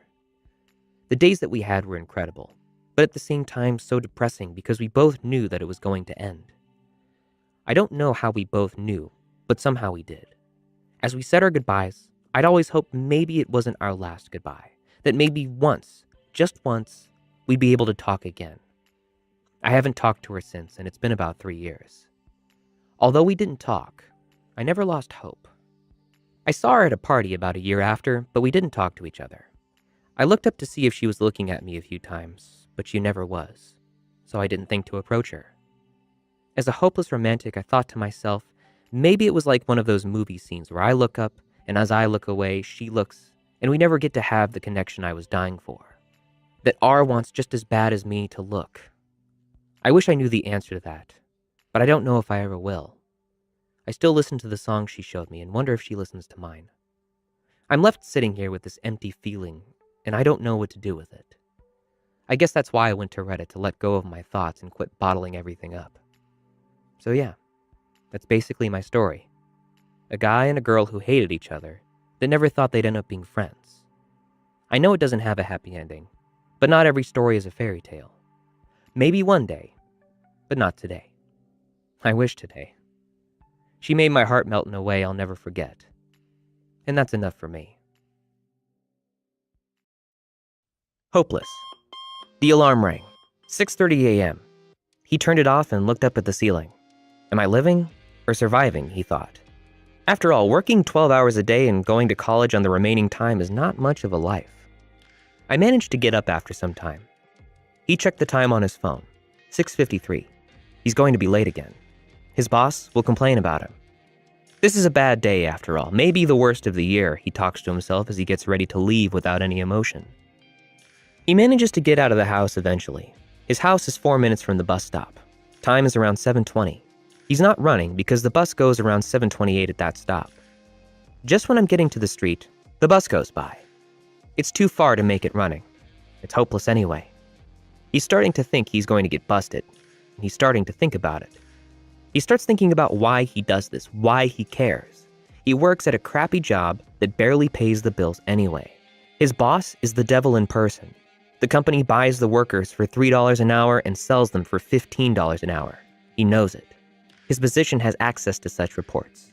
Every time he remembers that the boss's son is his coworker and he receives better wages than him and doesn't do anything, he gets even more demotivated. He looks at his hands and thinks, I'm only here for her. If not for her, I would have left this planet already. He looks around. The bus stop got crowded without him noticing. He looks to the left, and the bus is coming. 7:44. His shift starts at 8 o'clock, and he's only taking the first bus. There's 2 more to go after this one. The bus stops, he gets in. Bus is crowded. The rest of the people get in too. The bus feels like a tuna can. He observes his surroundings. There are people talking and laughing, people on the phone texting. Everyone seems so happy. Even the bus is at least 1 double maximum capacity. He sneaks his hand into his backpack. It's a hard task since he can barely move his arms. He grabs his headphones, plugs them in. Life gets 2% better. He does not hear the useless talking now. He's isolated. The bus arrives at the terminal. He rushes towards the next one. Just as before, another tuna can. It's midwinter.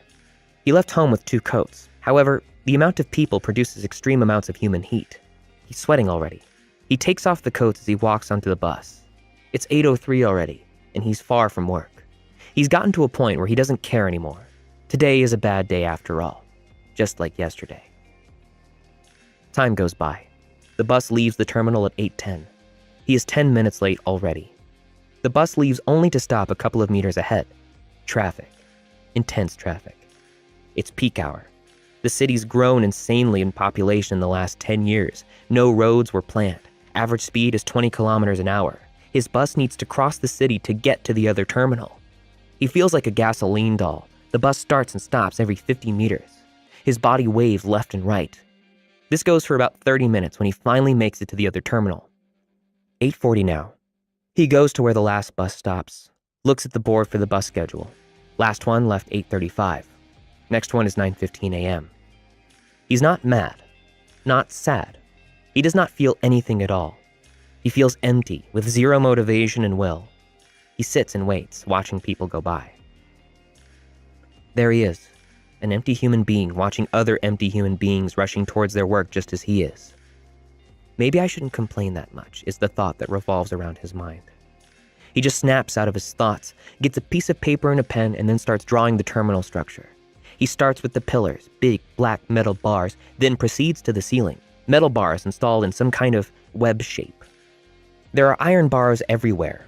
He draws the signs. His bus arrives. He checks the time and it's 9:13. He hops inside the bus and gets a seat. This is the only bus that does not feel like a pressure cooker. He gives a small smile and remembers that he is hungry. Maybe that's why he made so many analogies with food. The bus starts and leaves the terminal. He's almost to hell.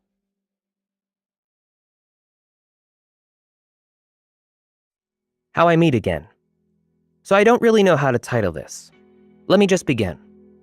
Back when I was a kid, I lived in Jacksonville, Florida. I loved it there till I was in the 6th grade. I moved around a lot too. The neighbor which I'm talking about owned a 2-story house next to my family's 1-story house. We lived in that house for a total of 3 years and then moved to a new neighborhood. During these 3 years, me and my brother rarely went outside. Our parents didn't like the idea. Besides, studying to them was a higher priority than anything else, as they were first-generation immigrants and preferred us to get a good education. Anyway, here's where things get interesting. Our parents decided to go to Los Angeles, California. Fine by us. We didn't quite care where we lived, although it was difficult to say goodbye to all of those friends. After having lived 2 years in California, my mom decided to sign me and my brother up for an acting camp. There, I attended the 13 and under class, while my brother attended the 13 and older class. One of the days, we had an exercise where 2 people would tell a story, one made up and one real. Me and another guy convinced the teacher to let us both tell a true story. The story I chose coincidentally took place the few times I went outside in that neighborhood which I lived in for 3 years.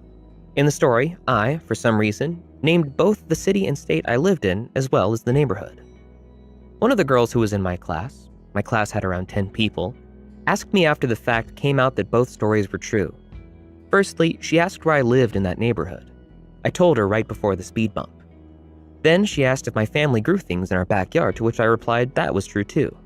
And lastly, she asked if I had gone outside with my brother to play before, and I replied that was true as well. And as such, I managed to meet my neighbor who I never knew until now across the country in a small acting camp in a class of roughly 10 students. At first, I couldn't believe it myself.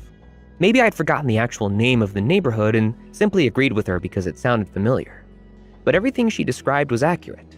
Her house was indeed 2 stories and ours 1. We did indeed live with our grandparents. Me and my brother did indeed go outside sometimes. The addresses matched. The city and states matched.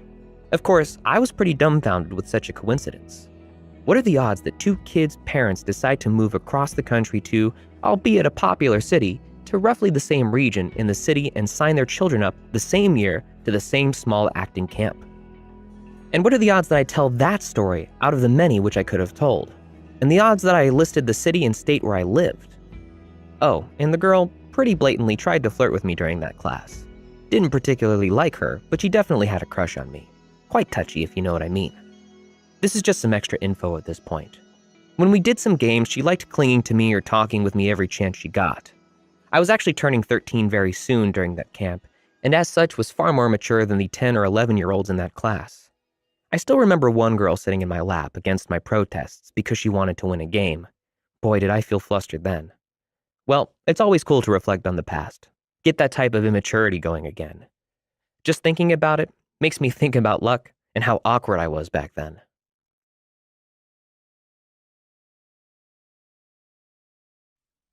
Sad story from my life. I come back to school after the Christmas holidays, and we have a new girl in our class. We don't talk much at first, since she seems pretty introverted. Soon, she joins my friend group, and we start talking a lot more. I discover she's a gamer girl, and we transition into talking a lot on Discord, too. We talk a lot, sometimes 4 to 6 hours on calls until 2 a.m. I get to know her. She seems really nice, and I get an illusion that I might have a chance of dating her. We carry on being friends for a month with a small, insignificant argument here and there, about things like not caring about each other or not being honest when we annoy each other. We get pretty close and become best friends.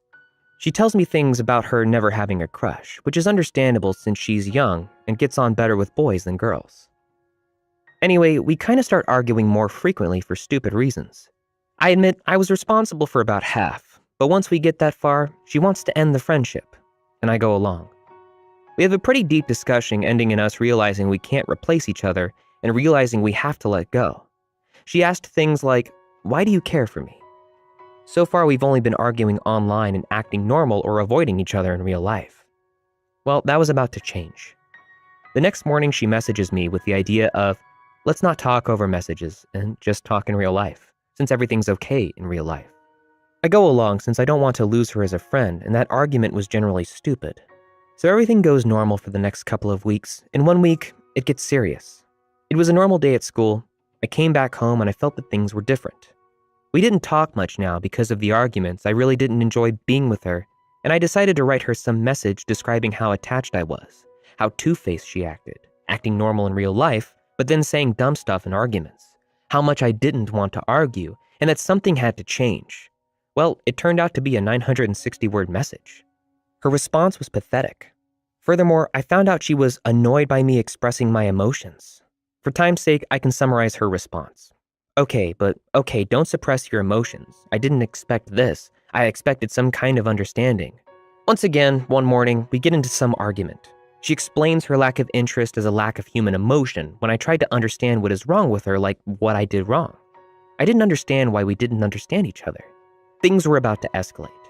Right now, I feel clueless and very confused, not knowing what the best thing to do is. I keep messaging her and trying to figure things out, to understand her at the very least. We get to a very dodgy area. She starts saying things like, "You think I would ask for someone to care about me? No, I want everyone to forget about me, so I can finally effing kill myself without hurting anyone." That was when things started to head south.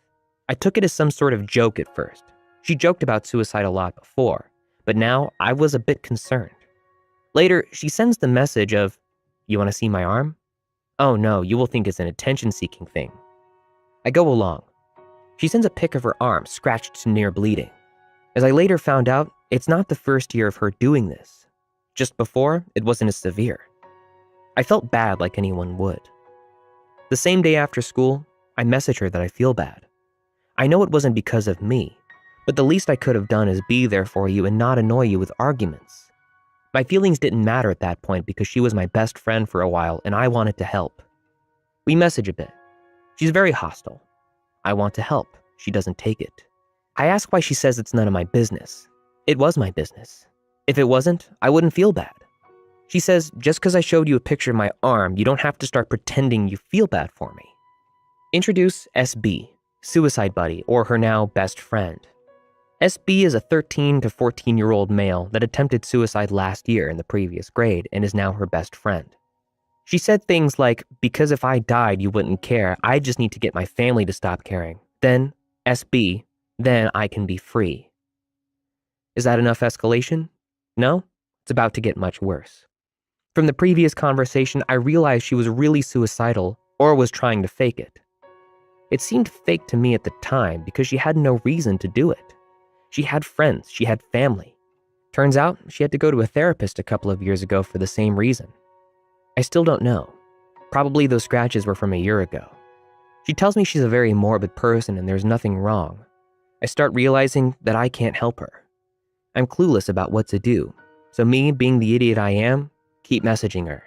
It's us discussing how she was a B to me, and she's agreeing, discussing how she's very fake, and her incapability to feel human emotions like remorse, happiness, and love. I realize she's been through many things and that I am helpless and nothing can change her past. The only thing that can be changed is her attitude. It's never late to start again. Trust people again, feel happy again. I explained this to her as a last-ditch attempt. Well, guess what? That only made her laugh, and it backfired on me. Backfired on me, you'd ask? Yes. We were discussing how I didn't know what led to this lifestyle when out of the blue she sends me an interesting image. An image of a girl ran over by a truck with all her vital organs just out in the open. I feel disgusted by just remembering it. She found it interesting from a biological point of view. Being very creeped out, I try to explain how she's not normal, how looking at those kinds of things isn't okay. I ask her, what if she was that girl? And this is what frightened me the most in her response. She said, what dies or experiences the pain? If I deserved the pain, I'd do it. The next couple of days was us arguing about her being sociopathic, feeding on people's emotions and having a lot in common with SB. SB is even more effed up than her. According to one of my friends, they watch strange types of hentai together. The next day, I come home to about 20 messages, reading something like, how do you want me to kill myself? I tell her I don't want her to die. I regret knowing her and that I hope she becomes normal, but without me being her best friend. This escalates to her sending more of those images, which I prefer not to describe. It's some not safe for life content. I don't know where she got them from, and I'm grateful she stopped sending them. Furthermore, it gets out of hand to the point where she begs me not to tell the school about it because she doesn't want to go to a therapist again. 3 days later, last day of school before quarantine, we message under the table in class for a bit. I got some emotions out of her. I made her realize what kind of person she is, and she admitted. However, she is too weak to change and has adapted to this lifestyle. To conclude, what I'm left with is someone I wish I had never met in my friend group. Someone I had feelings for, but now every thought of her makes me feel disgusted. Thanks to the quarantine, I don't have to see her anytime soon. What do you guys think?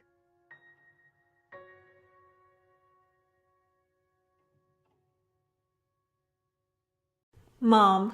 There's one in every high school, an activity that everyone does for months on end, a fad everyone talks about, and if you aren't doing it, you don't get to participate in the conversation.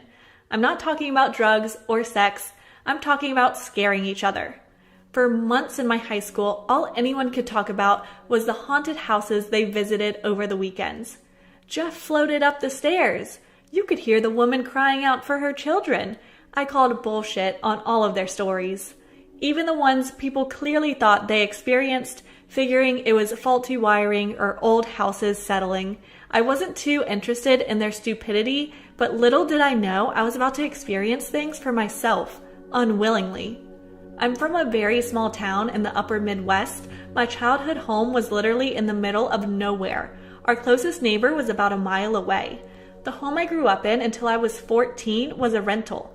Then my parents bought some land and moved a huge old Victorian farmhouse onto it. The house hadn't been occupied in several years, probably decades. The last person who owned it wanted it off his property so the cows could roam free on the land. I still don't know when the house was built, but the original basement had a sign that it was 1909 was the year they installed the furnace, so sometime before that. After the house was moved, there were some repairs that needed to be done before we could move in. It was months before we were able to put anything into it. The first night we actually got to stay there was when I realized my family was not the only ones living in it. My parents picked me up from a school function late on a Saturday. The new house was kind of on the way to the old house, so when my dad turned on the road to go to the new house, I asked, "Where are we going?" To which my dad just smiled. I kindly reminded him that I had the clothes on my back and nothing else to say at the new house. We took a detour back to the old house, grabbing the essentials: toothbrush, pajamas, books, posters. We headed back to the new house. I spent the remainder of my evening putting up the posters I had saved from numerous magazines of cute boys and even cuter animals.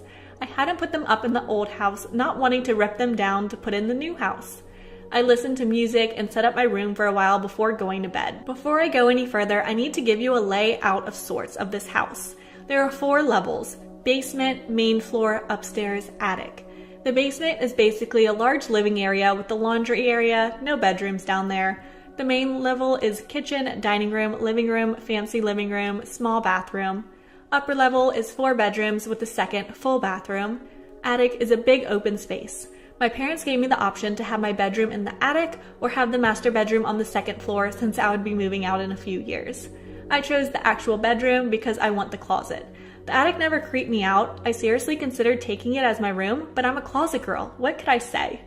When you walk up the stairs to the left is my sister's room and my room because they are both the biggest. On the right is a smaller spare bedroom, my brother's room, and the bathroom between the 2 rooms. The hallway is very wide, and at the end of the hallway is a door to the upper level of the porch. When we first moved in, there was no porch yet, so the door led to a long drop onto a rocky driveway. The master bedroom is huge, almost a perfect square. Since I had not been able to set up my room that day, my sister and her friend set it up for me.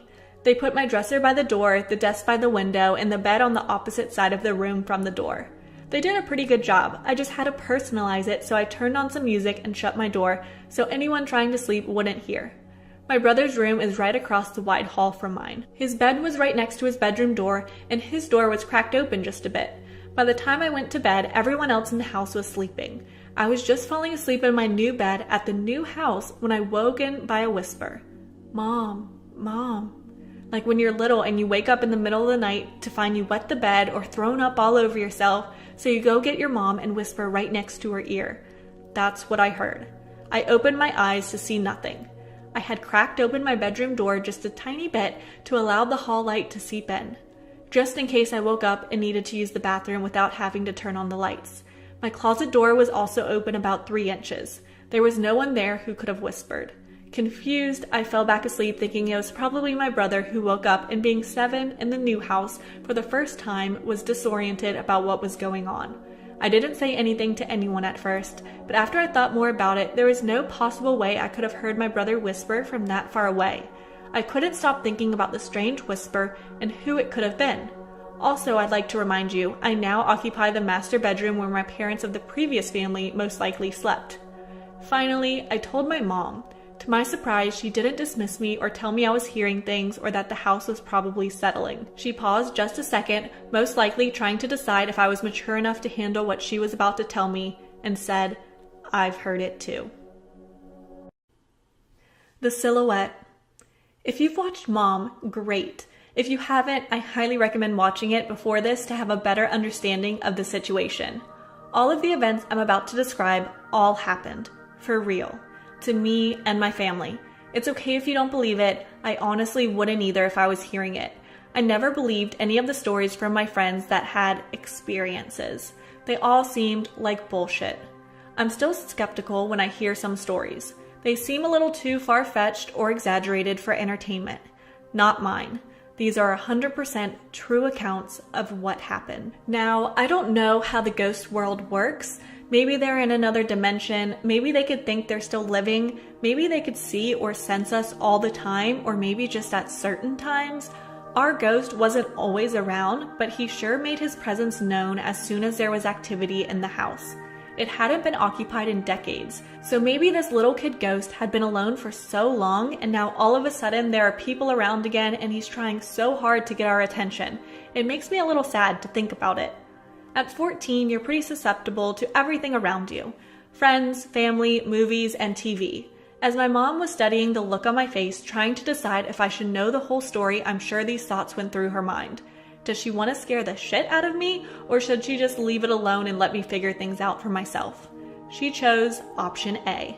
I also think she was relieved someone else had experienced something, so she wasn't alone and thought she was just hearing strange voices. She had been under a lot of stress to get the house ready for her family to live in, staying up well into the night at the house, got up to get us ready for school, still had a job, and took at least 2 hours out of every day to do some sort of cardio. She was superwoman. No wonder she may have thought she was just hearing things.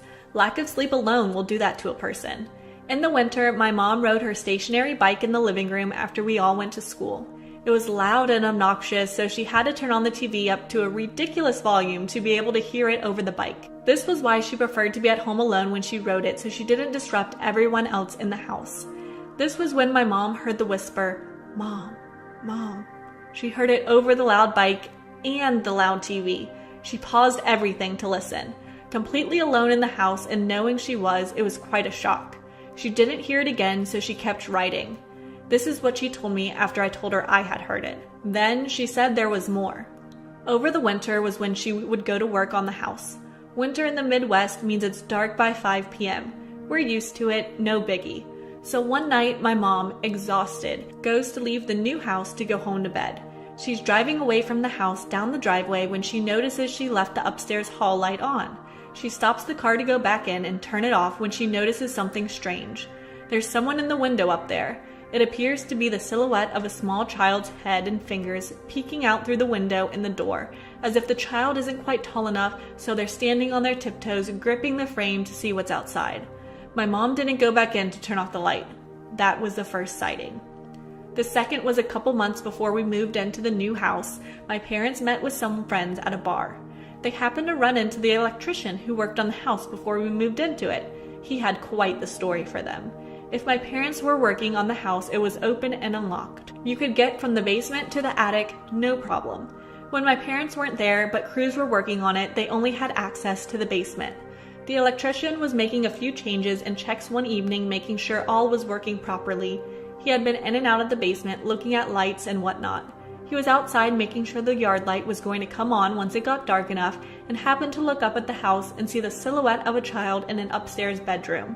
He was there alone with no crew members or their children and didn't even have access to the main level, let alone the second floor. He was clearly shaken up by it and was relieved when my mom said she had also seen a similar silhouette in the window of the door at the end of the hall. He said it wasn't in the hall window, it was in the bedroom to the right. My bedroom. Elliot. So it's been a while since I've been able to continue my story. Sorry. If you're seeing this part for the first time, you should probably go back and watch Mom and the Silhouette, because this might not make any sense if you don't. If you had watched them both, you are aware of the child haunting the home I grew up in. He's been spotted and heard. Now I'd like to tell you about a little research my mom did after I told her about the creepy whisper I heard the first night we stayed here. I mentioned my parents moved the house onto some land they purchased. The previous owner was an elderly man who ended up in hospice care, unable to carry on a conversation for too long. When my mom went to visit him, she realized she was not going to get very far by talking to him. He couldn't even remember who she was. No biggie, there are records and death certificates, right? Well, sort of. She ended up finding a small cemetery near the location the house was originally standing. It was a small family one, overgrown and hard to find, but there was a grave that was marked Elliot. The marker said the child died at 6. That seemed about right. A 6-year-old would behave the way our ghost was behaving. But why had Elliot died? In the early 1900s, kids died in their sleep because of numerous things that doctors back then didn't even know about. Simple diseases we're now vaccinated for were terminal back then. Sad, I know. Not completely satisfied with her findings, my mom headed to the library to see what else she could find. Records weren't kept as well as they are today back then, but she did find something. There was a small obituary on a child named Elliot who was said to be about 4 years old. Okay, now what are the chances of a child around the same age, with the same name, dying around the same time on the same property? I think someone messed up on the age or year Elliot died. Either way, Elliot didn't go where they were supposed to go. Not knowing if Elliot is a boy or girl, I have a feeling he's a boy, so from here on, I will call him a he. My mother had to be content with her search for the time being. There are now no living relatives to ask, so we have to rely on records even though there may not be totally accurate. It's a bummer. I'm curious about this child. Why is he still here? What does he need? How can we help him? I have no idea. Not that I didn't try. After that first night of hearing him whisper, I kept the closet door closed, not wanting him to wake me up again. I spent a few evenings in my closet on a beanbag chair trying to talk to him and getting no response. I had some luck with the Ouija board at a friend's birthday party once. I suppose you like to hear that story, and since it's somewhat relevant, here, I'll tell you.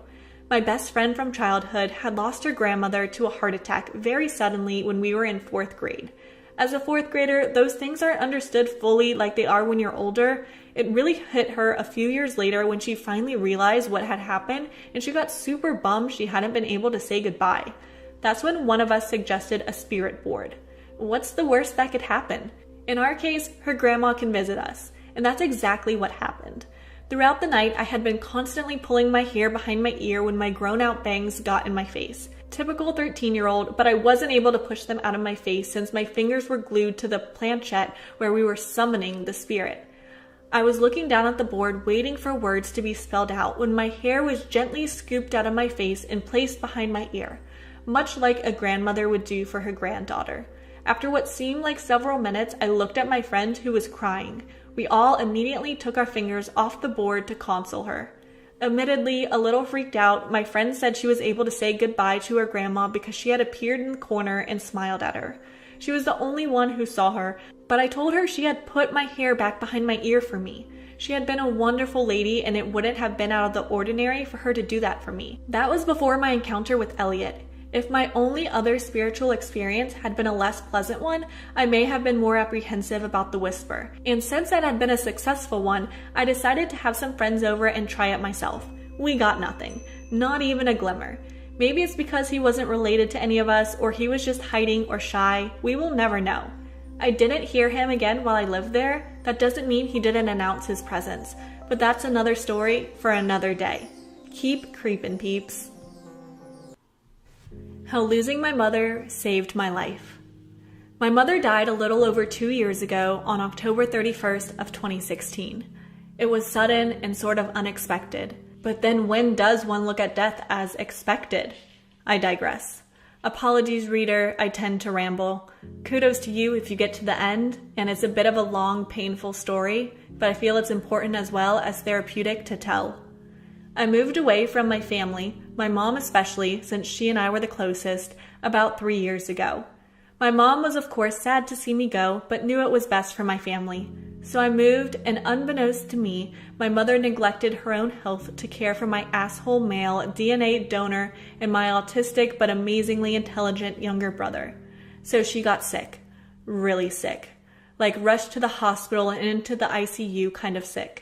I'm my mother's POA, so I was notified, and she called me to tell me not to panic. So I panicked. Big time. She tells me she had a hard time breathing one day, so my brother tried to convince her to go to the ER. And it got so bad that she got scared and called 911. Saved her life. For a little while.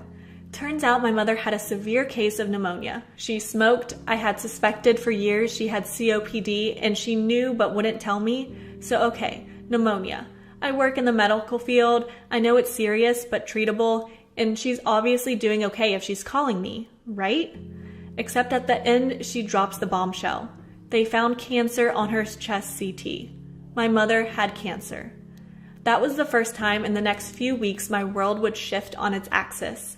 This was October 10th. So I cry and I freak out, but when the nurse takes over and I start asking about stages, type, treatment plans, scans, etc., she was very vague, but told me it was bad. She had met with an oncologist and was going to do chemo. So I relaxed a little, figured it was gonna suck, but we would get through this. The next weeks went by in a blur. I spoke to my mother daily, usually on my ride to work to see how chemo went, how she was feeling, etc. I had made a trip home 2 days after I found out, thanks to some amazing friends and family that helped me and my husband get there. So I laid eyes on her, judged for myself how bad I thought it was. I called her after her chemo appointment, Thursday, October 27th. She was feeling okay, but very tired, so we didn't talk long.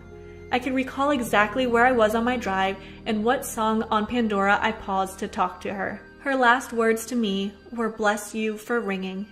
My mother was British and very verbally proper, so that was her typical goodbye. I hung up from that call not knowing that that would be the last time I heard her voice. Everything was going okay from then up until October 29th. My world shifted again. I got a frantic email from my brother. He doesn't like phones, stating our mother was in the hospital and something about papers that if her heart stopped again, that they couldn't restart it and I needed to call the hospital. so I have a feeling of absolute dread sinking in. It's 10 o'clock at night. What is going on? I call the hospital and find out she is in the ER. Okay, she got sick. Let's talk to charge to find out why. I actually got to talk to the ER doctor that told me my mother was intubated and unconscious in the ER. Cue panic attack. My mother had gotten sick at home, vomited, and we think she aspirated or inhaled her vomit. Bad times. My poor brother called 911 and they came to their house and resuscitated her. But she had suffered brain damage or something because she wouldn't wake up. Then the really bad shocking news. My mother signed a DNR, or do not resuscitate, which means she had legal papers saying that they had to remove the tube and let her go. My mother didn't tell anyone. It wasn't until they got her to the hospital and pulled her records they knew. I am over 800 miles away, and this doctor is saying he has to let my mother die. I am sobbing at this point, begging him to keep it long enough for me to get home to see her. He refused, saying it was her wish to go. I had no choice but to agree. So I went to bed thinking my mother died that night. I called the hospital the next day expecting the news, but my mother was still alive. My hopes soared. My mom is a fighter. The nurse tells me she still isn't conscious. I told her to tell my mom, hang on, I'm coming. I made the 12-hour plus drive home to get to the hospital to see my mother. I got there at 1 a.m. on October 31st. Halloween, my favorite holiday. The third time my world shifted on its axis was sitting in the hospital parking lot preparing to go see my mother. Walking into the hospital was surreal, like I was watching some other daughter walk down the hall to her mother's ICU room. One thing about ICU is how quiet they can be. I stopped at the nurse's desk, told them who I was and who I was there to see. The nurse gave me a sympathetic look and took me to her room. The second I stepped foot in her doorway, I knew my mother was gone. A husk of her lay in that hospital bed, truly one of the most horrific things I have ever seen. Her body struggled to live, these horrible gasping respirations. She was gone, but her body was still here. Meds kept her blood pressure up enough to sustain life. I wanted to rip it all off of her. This wasn't right. I knew my brother needed to be there to say goodbye, so I sat by my mother's bedside alone for 9 hours watching her gasp for air. Her body had shut down, except her heart, lungs, and a tiny portion of brain. It was the worst thing I ever had to do, but I talked to her, told her about my babies and how excited they were to trick-or-treat. My brother and asshole got to the hospital around 9:30. My mom's oncologist met me before they got there and dropped the bombshell the cancer my mom had was ovarian, with mets everywhere, and she recommended I get tested for the gene that increases risks. I just kind of nodded in shock. I signed the papers to take my mom off all medical support shortly after she left. Once my brother and asshole got there, the nurse took all the machines and lines off, and I held her hands as they gave her meds to make her comfortable. My mother died October 31st at 10:07 in the morning. My whole world fell off its axis. I was now the caretaker of my family, and I had to figure out how to be her. I got things as situated as I could in the 3 days I could stay, arranged her cremation as she wanted, and ended up paying for it because the asshole left her life insurance lapse. I grieved the loss of my mother heavily and had to scramble to take care of my brother and asshole. To say I was stressed and busy was an understatement. I put the oncologist warning out in my head, until almost 2 years later when I had pain in my abdomen. Then suddenly her warning popped in my head. I had blood work done and found out I do carry that gene that increases my cancer risk, right as my own doctor finds a mass on my ovary. Cue world shift again. My doctor immediately orders more scans and schedules me for surgery rather than do a biopsy and wait. I'm on board with this idea, so I went in for surgery December of last year. My doctor found a suspicious mass on my left ovary. He removed both ovaries, both tubes, and mass. The biopsy on the mass actually came back benign, but on my other ovary, the one with no visible mass, they found stage 1 cancer. I had ovarian cancer and had no idea. By doing the surgery, the surgeon actually caught it early. If my mother had not died of ovarian cancer and her doctor told me to get genetically tested, I would not have known I had it until it was too late. Ovarian cancer spreads quickly, and usually by the time it's found, like my mother, it's too late. My blood test result pushed my doctor to do more than biopsy, and removing both ovaries, he caught the real threat. My mother's death saved my life, along with the BRCA gene test. I cannot stress enough that everyone should get that test to find out your cancer risks. Knowledge is power, especially in healthcare. I have sent my mother's oncologist flowers every year on her birthday and Halloween. Hi, I'm Susan. I'm going to tell you a story which occurred a couple of years ago when I was 19 years old, but still remains in my mind because it can never be forgotten. It was indeed an event that can never be forgotten. I lived a life in a family which consisted of 4 children, 2 guys and 2 ladies, which I happened to be one amongst those ladies. I was the oldest in my family because I happened to be the firstborn of the family. Right within me, I knew that I had a whole lot of responsibilities on me. My life from the beginning was very fun, and I grew up living with my family, friends, and my neighbors, though there were a lot of ups and downs then in my family, but I was very hyperactive back then. I was very hyper and wouldn't stop moving around the place from one joint to another. I was so not back then and always ever seemed to get my homework done at school. I was born at Kaiser Hospital. The first place I lived was on the street via Harriet and was right next to a train station. It was fun and so much annoying listening to the sound of arriving trains then. It was always noisy when the train passed by because it will shake the house and scared all the animals in the surroundings. It wasn't the best place to live, but as time goes, we eventually moved to the hills, where we never experienced the noise of a train again. I have never for once really thought about where my life was going. All I know was that I'm the firstborn of the house, and I'm sure I have a lot of responsibilities on me.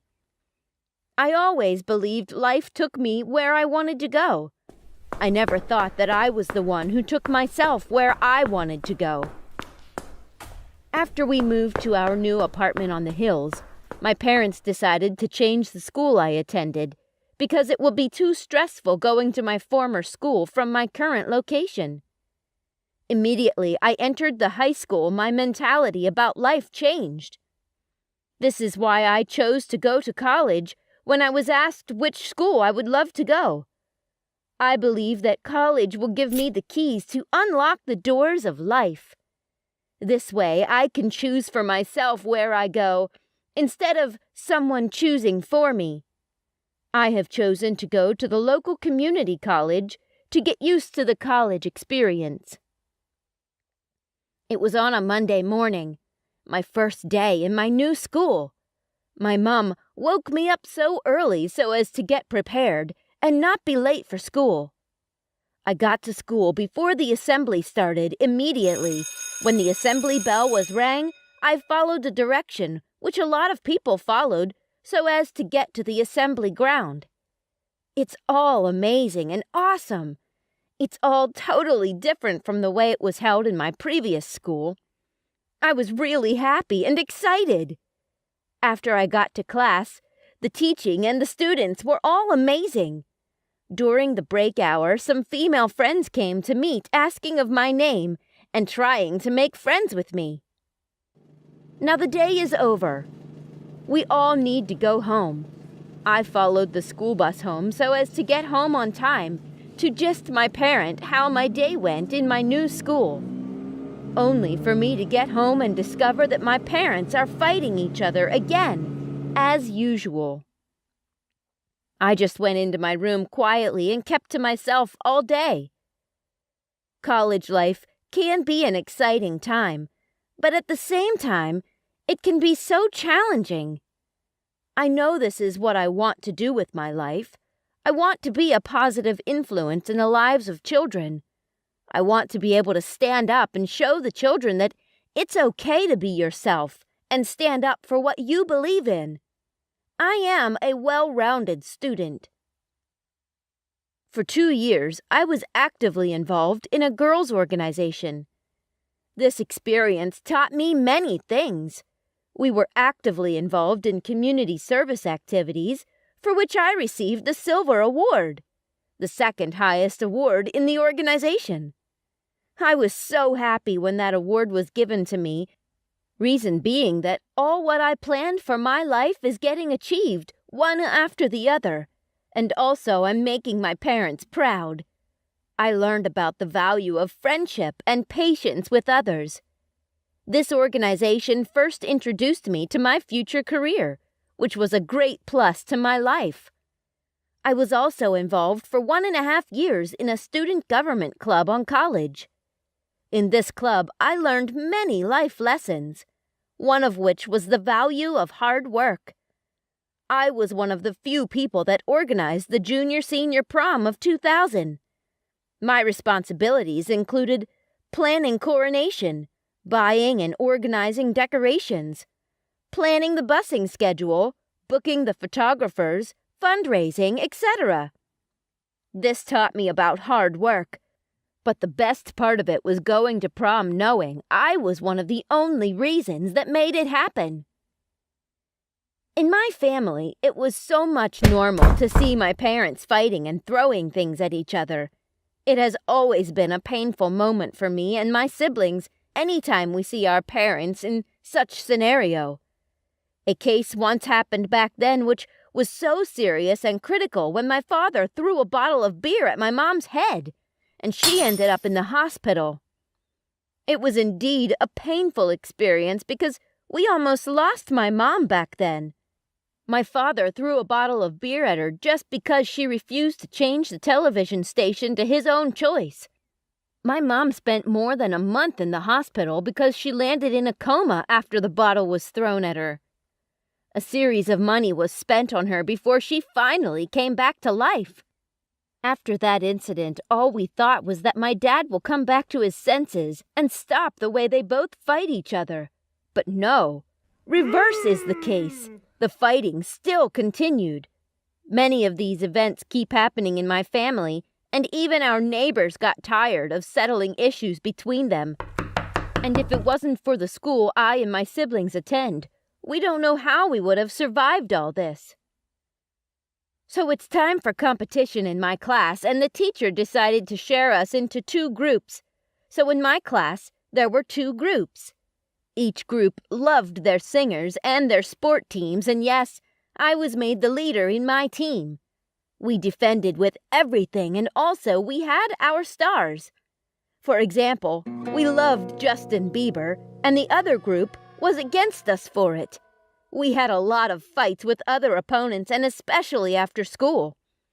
To be honest, the other group was a bit weaker than us, reason being that they were much lower in number, and they got no talented person in their midst, but somehow they started to get their strength when we had a new student in our class and the teacher decided to fix her in the other group, and the name of the student was called Barbara.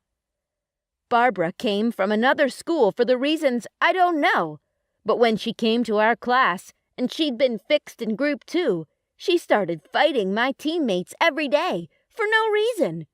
She would take up every little thing that happened. Barbara was a good-looking girl and so much attractive to every male in our class because she got a pretty face and some nice shapes and curves. A lot of guys fight over her just to get her number. Different guys are dying just to talk to her. Barbara becomes so much popular and famous in the college all of a sudden, but with me, I know she will be up to something later in future. Even teachers started to love her. More than we do. She was made a prefect and also the class captain in less than some months. Though Barbara is very brilliant and good at what she does. Barbara was also a girl who came from a rich family that were very well known and well-to-do, and guess what? Just to my surprise, some of my teammates left my team and started moving to her team. One by one, for the reason I don't know.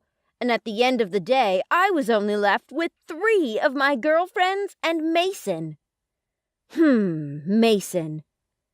Mason is a good-looking boy, blonde, and he was a type of boy that every girl would like to have because he got everything he wanted in a guy. Mason is honest, kind, cute, brilliant, caring, trustworthy, attractive, and fun to be with, and a lot more of criteria embedded in him.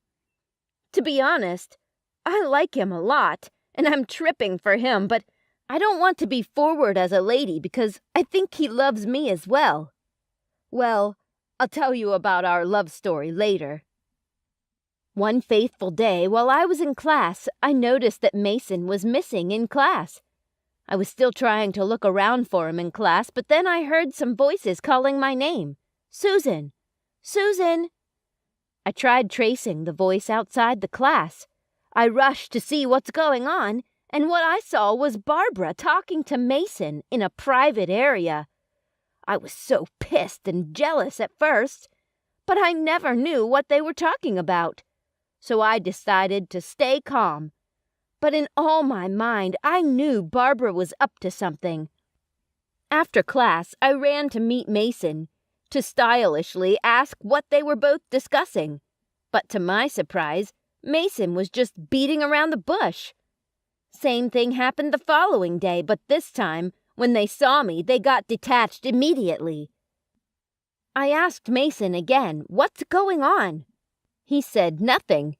She just asked me to help her out in something. So I told him that he's trying to leave my team as well, or what. But then he shouted at me and left. Then I knew something had gone wrong. Days went by, and obviously Mason has changed toward me entirely, so one day I decided to secretly sneak on Mason's phone to check his messages and chat. And then I saw what marveled me. A lot. I saw he texted Barbara, and Barbara sent him some hearts and love texts to him. And from there, I understood that they are loving each other, which means that Barbara has achieved part of her plans. But I will make sure that her plan will not be achieved completely. So I decided that one day I'm going to approach Barbara to talk some shit to her head. So that day after school hour, I went straight to Barbara to confront her. But then immediately, I got to where she was staying. All what I planned to say wiped off my head, so I went blank. But then I told her to leave Mason alone, and I went further, saying to her that Mason is my boyfriend, that she should let him be, otherwise you're going to have a problem with me. She was shocked seeing me in that manner because I have never for once behaved in such a manner ever since I got to that college. The following day, after we left the assembly ground, Mason came towards my direction to approach me and shouted at me that what effrontery do I have to speak to Barbara in such manner?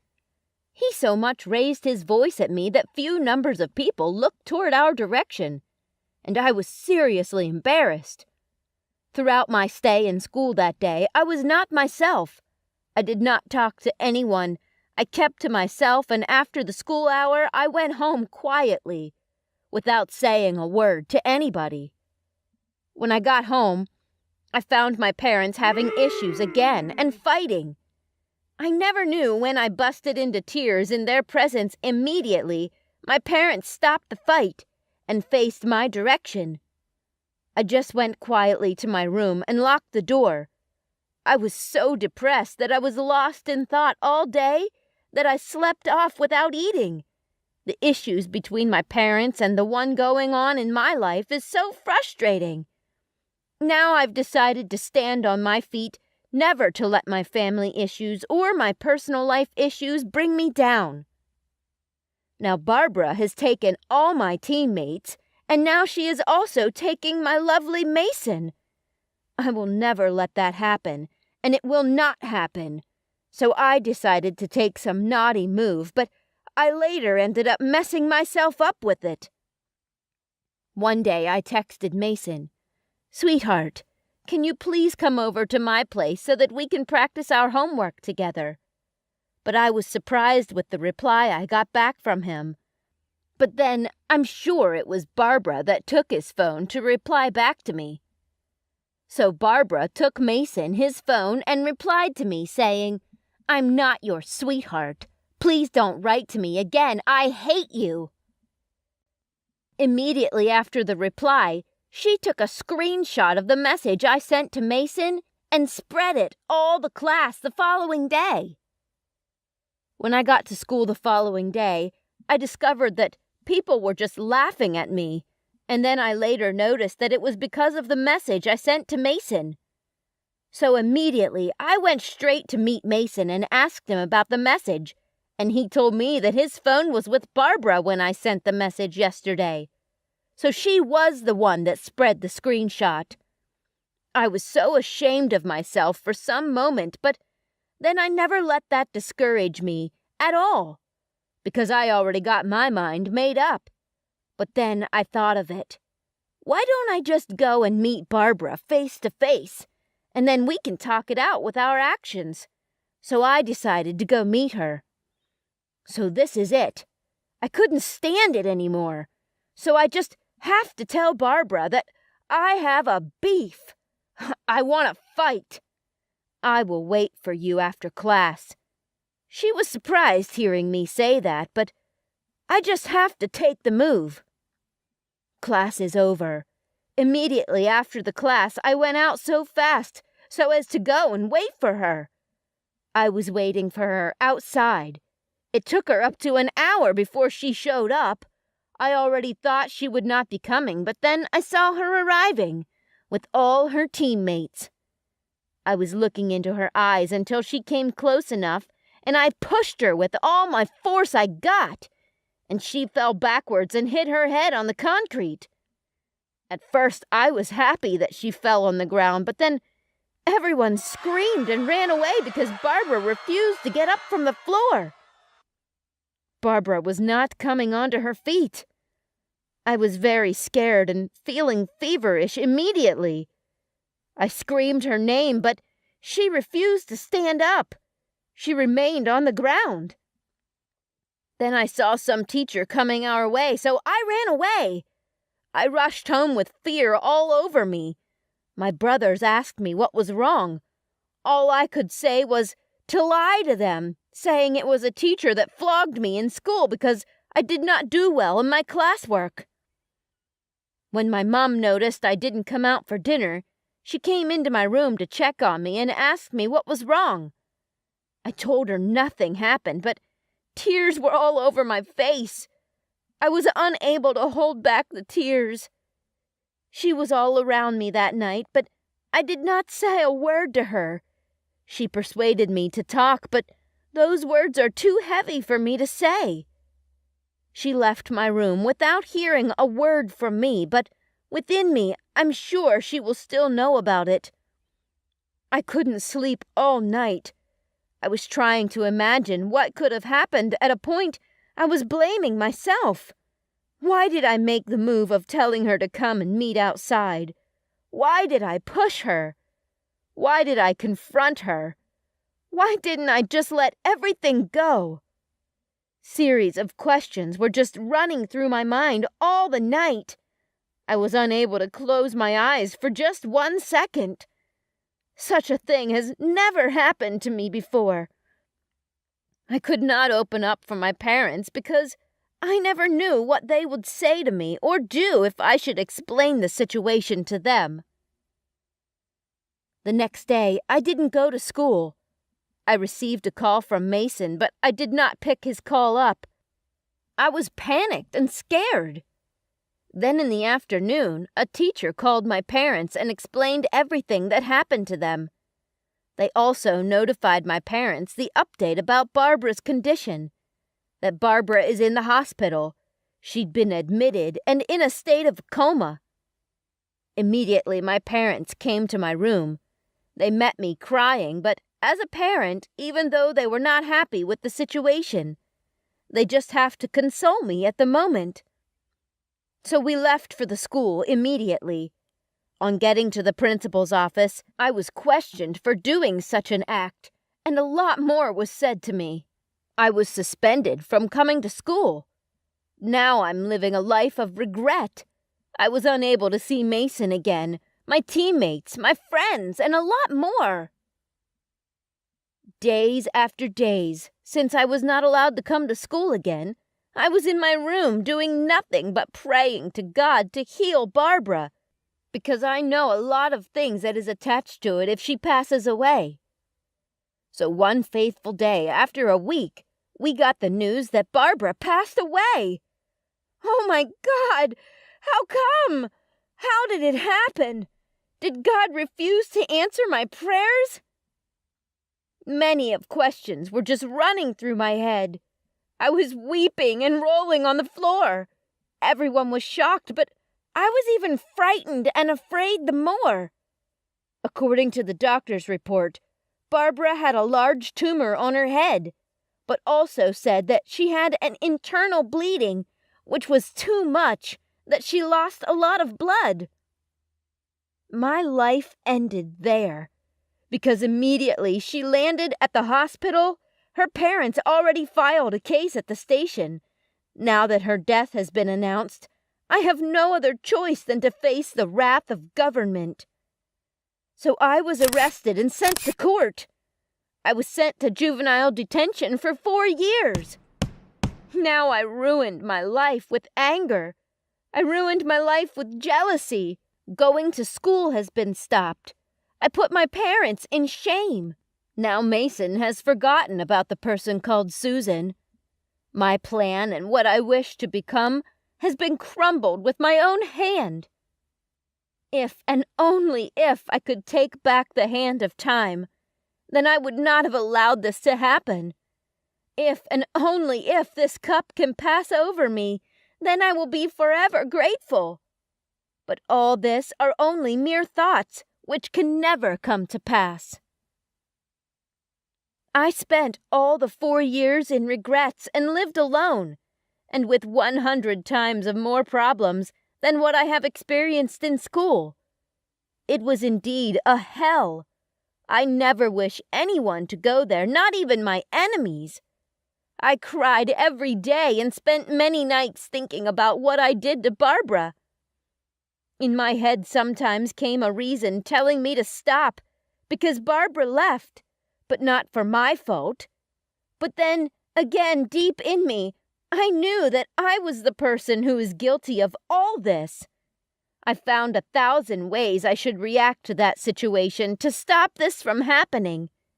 And I still, in my mind, got Barbara, and still think about what I should have done instead.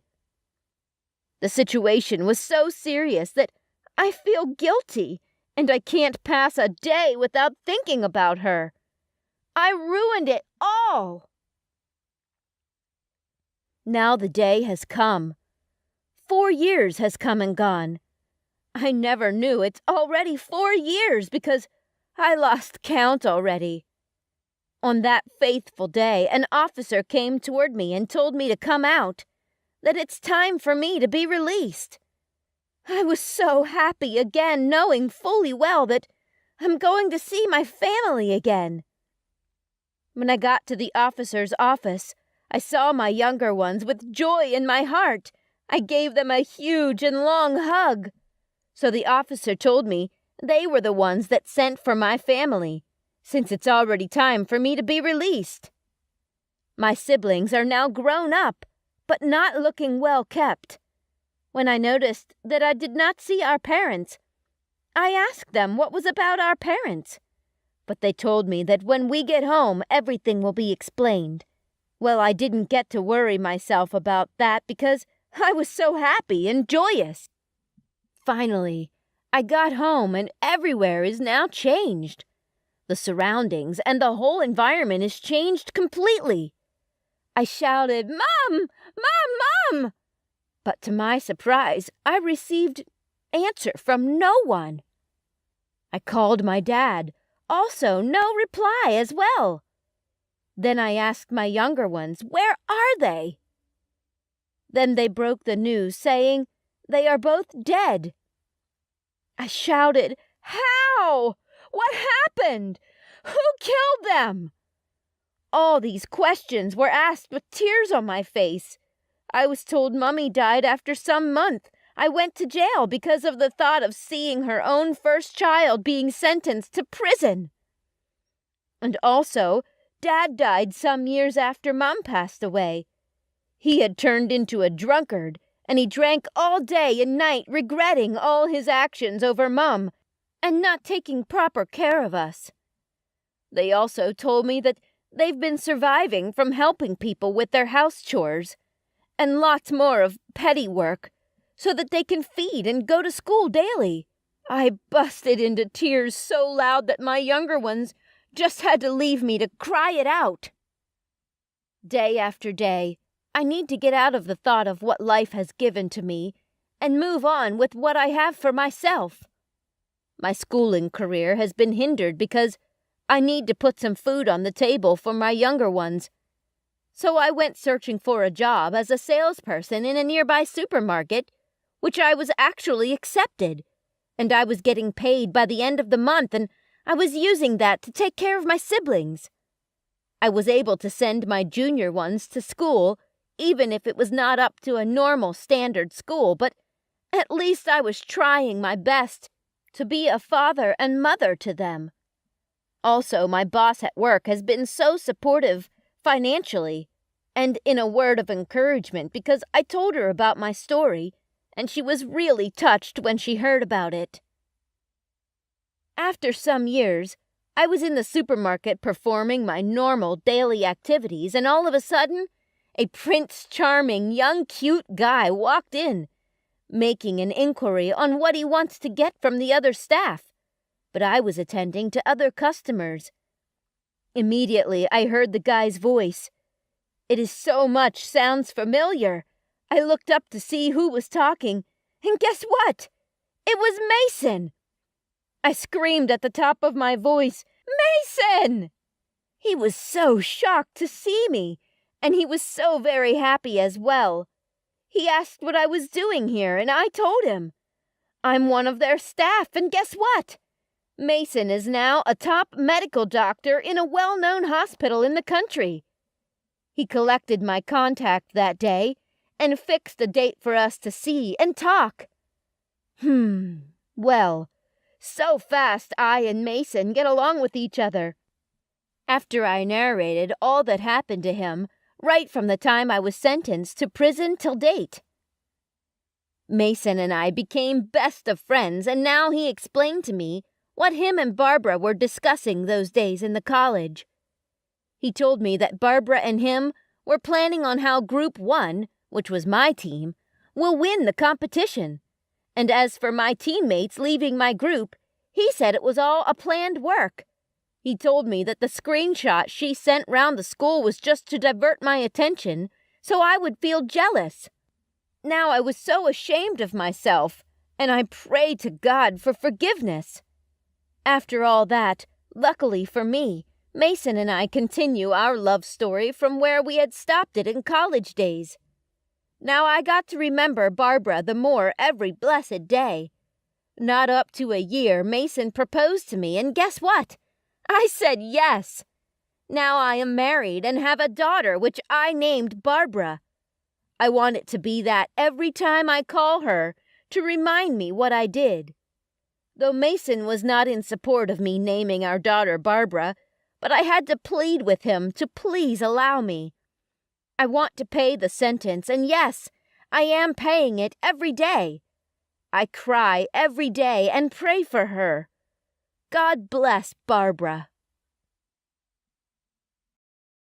Do you sometimes wish you could forget some days? Skip them or just play rewind on the awful clips of your life? The pain and the stress sometimes make you unfocused. Your vision goes blurred and mind all hazy. Well, it was exactly one of those days. But first, I'll give you a little background about me. I'm Natalie. I am 14 years old. I have recently started going out with a boy from my school, Harry. He's a dream come true. He has asked me to be his girlfriend a few weeks ago. My mom passed away when I was 6, and I was brought up by my dad, who is extremely hardworking. My dad is a mechanic and leaves home at the crack of dawn. It was a Thursday morning. My dad had already left for work. I was in deep slumber when a shooting pain in my stomach jolted through my entire body. It was hard for me to breathe. It took everything in my body to get up from my bed. My dog was watching me with the bleary eyes, and I wondered, why can't he do something? Can't he see my agony? After the struggle, I finally grabbed hold of my phone and called 911. The dispatcher was kind and understanding. She was quick to send me help. Finally, they arrived. The sound of the ambulance alerted my dog. My dog bolted towards the door and started barking continuously. As a result, they broke the main door and took me to the hospital. I opened my eyes to a scrupulously spotless hospital room. Beams of sunlight filtered through the window. "Relax, honey," I heard a soft voice whisper. It was a nurse.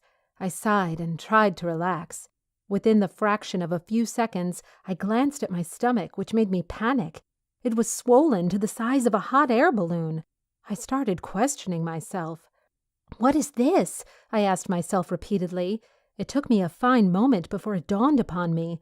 I let out a huge gasp. "Am I a 14-year-old growing a real-life baby in my tummy? Am I going to become a mother?" I cringed at the thought, but the sight of my growing stomach only confirmed my realization.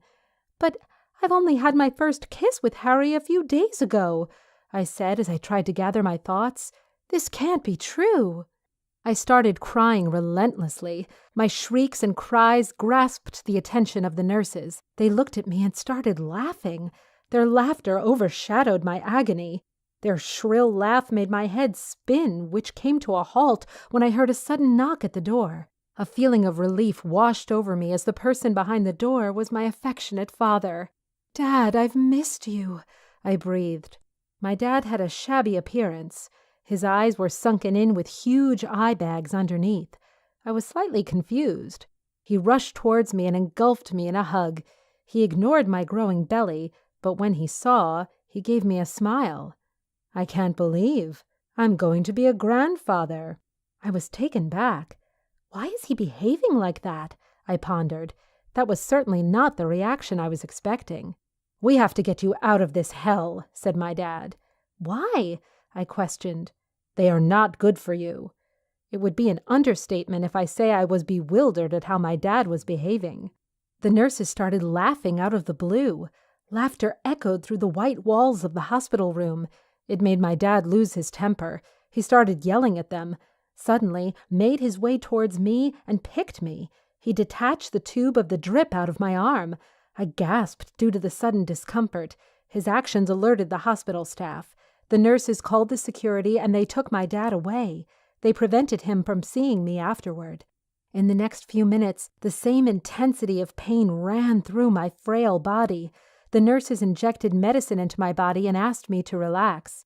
"You'll be all right, darling," comforted a nurse. I threw up multiple times that night, which consequently made me feel better. They gave me a few pills to make me fall asleep. Later that night, I woke up due to a disturbance in my room. I was shocked to see my dad in my room. He had his hand over my attendant's mouth. I was petrified. I had never seen that mysterious terror in my dad's eyes. He was unrecognizable in nurse scrubs. Anyone could be easily fooled by his new persona. I didn't know what to do. But I knew one thing. My life was in danger. He hurriedly put me in the wheelchair, ripping away the drips. "Dad, stop! Dad, you are hurting me!" I let out a faint, incoherent cry. "Shut up!" Dad yelled. His eyes were bloodshot red, skin pale and lips trembling. I closed my eyes momentarily and a whimper escaped my mouth. What has come over my dad? I wished my mom was still alive. Is it too much to ask for? I thought medicine and illness made me emotional. I hated that feeling. My dad took a hold of my wheelchair and rushed through the bleak hospital hallway. He greeted the doctors and hospital staff in a sing-song female voice. I never knew my dad had astounding acting skills, but similarly, I didn't know anything about him, did I? I questioned myself. I never knew I had to see the day I'd have to see his facade slipping away. But here I was, being escorted by my dad dressed in nurse clothes. Life is so strange. It was too much to process for my 14-year-old brain. A doctor stopped us at one point and requested my dad to join him for his daily round at the children's ward. My dad pushed my wheelchair in a vacant hospital room and left me to help the doctors. I was surprised. He left me there for some time and came back with a devilish grin plastered on his face. They are such fools, the doctors. I can outsmart them every single day. I couldn't believe my dad would say such things for people highly regarded in our society. He was being outrageously awful. He told me that he has checked the patient's body temperature, measured blood pressure, and blood glucose concentrations. That easy, you see. They think they're gods. I had been horrified for my life as well as the ones my dad treated a while ago. Few seconds passed, and I heard some voices. "Catch them! Catch them! They are running! Phone the security now!" The entire hospital was in mayhem. People were running. Nurses, visitors, doctors, and admin staff, all of them were in a state of chaos. But nothing could stop my dad. He was still going peacefully at his own pace, oblivious to the chaos caused by his antics. A yell stopped him for a moment, but he grabbed the wheelchair and started sprinting through the hospital towards the elevator, colliding with the medical equipment and food trolleys in our way. At one point, he toppled cleaning trolley. There was alcohol and disinfectant all over the floor. God help me, save me from the monster my dad has become. Nurses were calling the security, and I wondered why it took them so long. "Please don't harm me," I cried.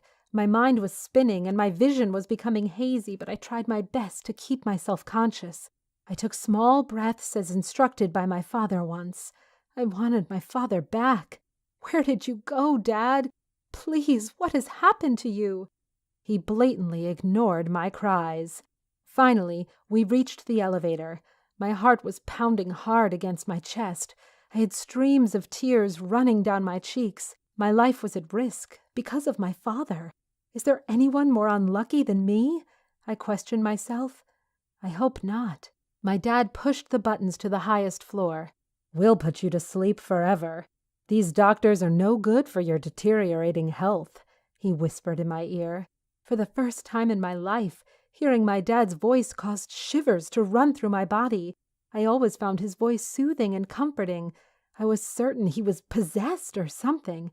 He was behaving like a hysterical madman. Not only that, but he also didn't care about his blood, me. We reached the 40th floor. I was frightened. The doors of the elevator opened. Luckily, the security guards reached before us. His face lost its color, his eyes were wide and his body shaking. He was panic-stricken. In a matter of seconds, he pushed me towards the security guys. I was grateful they arrived on time. I didn't even want to think about what could have happened if they didn't come to rescue me. My dad went hysterical. He was mocking them. He was making animal-like noises. "Catch me if you can." He looked like a kid has taken away his favorite stuffed toy or candy. "Let's have kids." "Kids?" I questioned. He sure had some mental issues. What could have happened in a span of night? I didn't know. He ran towards the stairs with guards following behind him. I was left all alone on God knows what floor. I screamed and cried for help. I tried to gather strength to get up on my legs. My legs were shaking. I was having hot flashes and I was sweating profusely. I said my prayers repeatedly. "God, give me the strength to stand up. Put me to my feet." It took everything in me to get up. I gripped the sides of the wheelchair tightly, trying to stand up. Finally, I got up. I couldn't believe myself. I let out a scream. I yelled, "Hurrah! I can walk!" With that, I went inside the elevator. Despite Dad's questionable antics, I still loved him. Why wouldn't I? He had brought me up with all the love and affection in this world. I was the luckiest kid with the most affectionate and caring father and an adorable little pup. Oh, my pup, you must be hungry. The thought of my puppy all alone in my house saddened me. I stopped at each floor to help my dad, but couldn't see him anywhere. I screamed his name each time, but my efforts proved to be useless. At the 7th floor, I finally saw him. But what I saw made my head spin. I couldn't believe I saw that with my own eyes. My jaw went slack. I thought I was daydreaming, so I pinched myself again and again.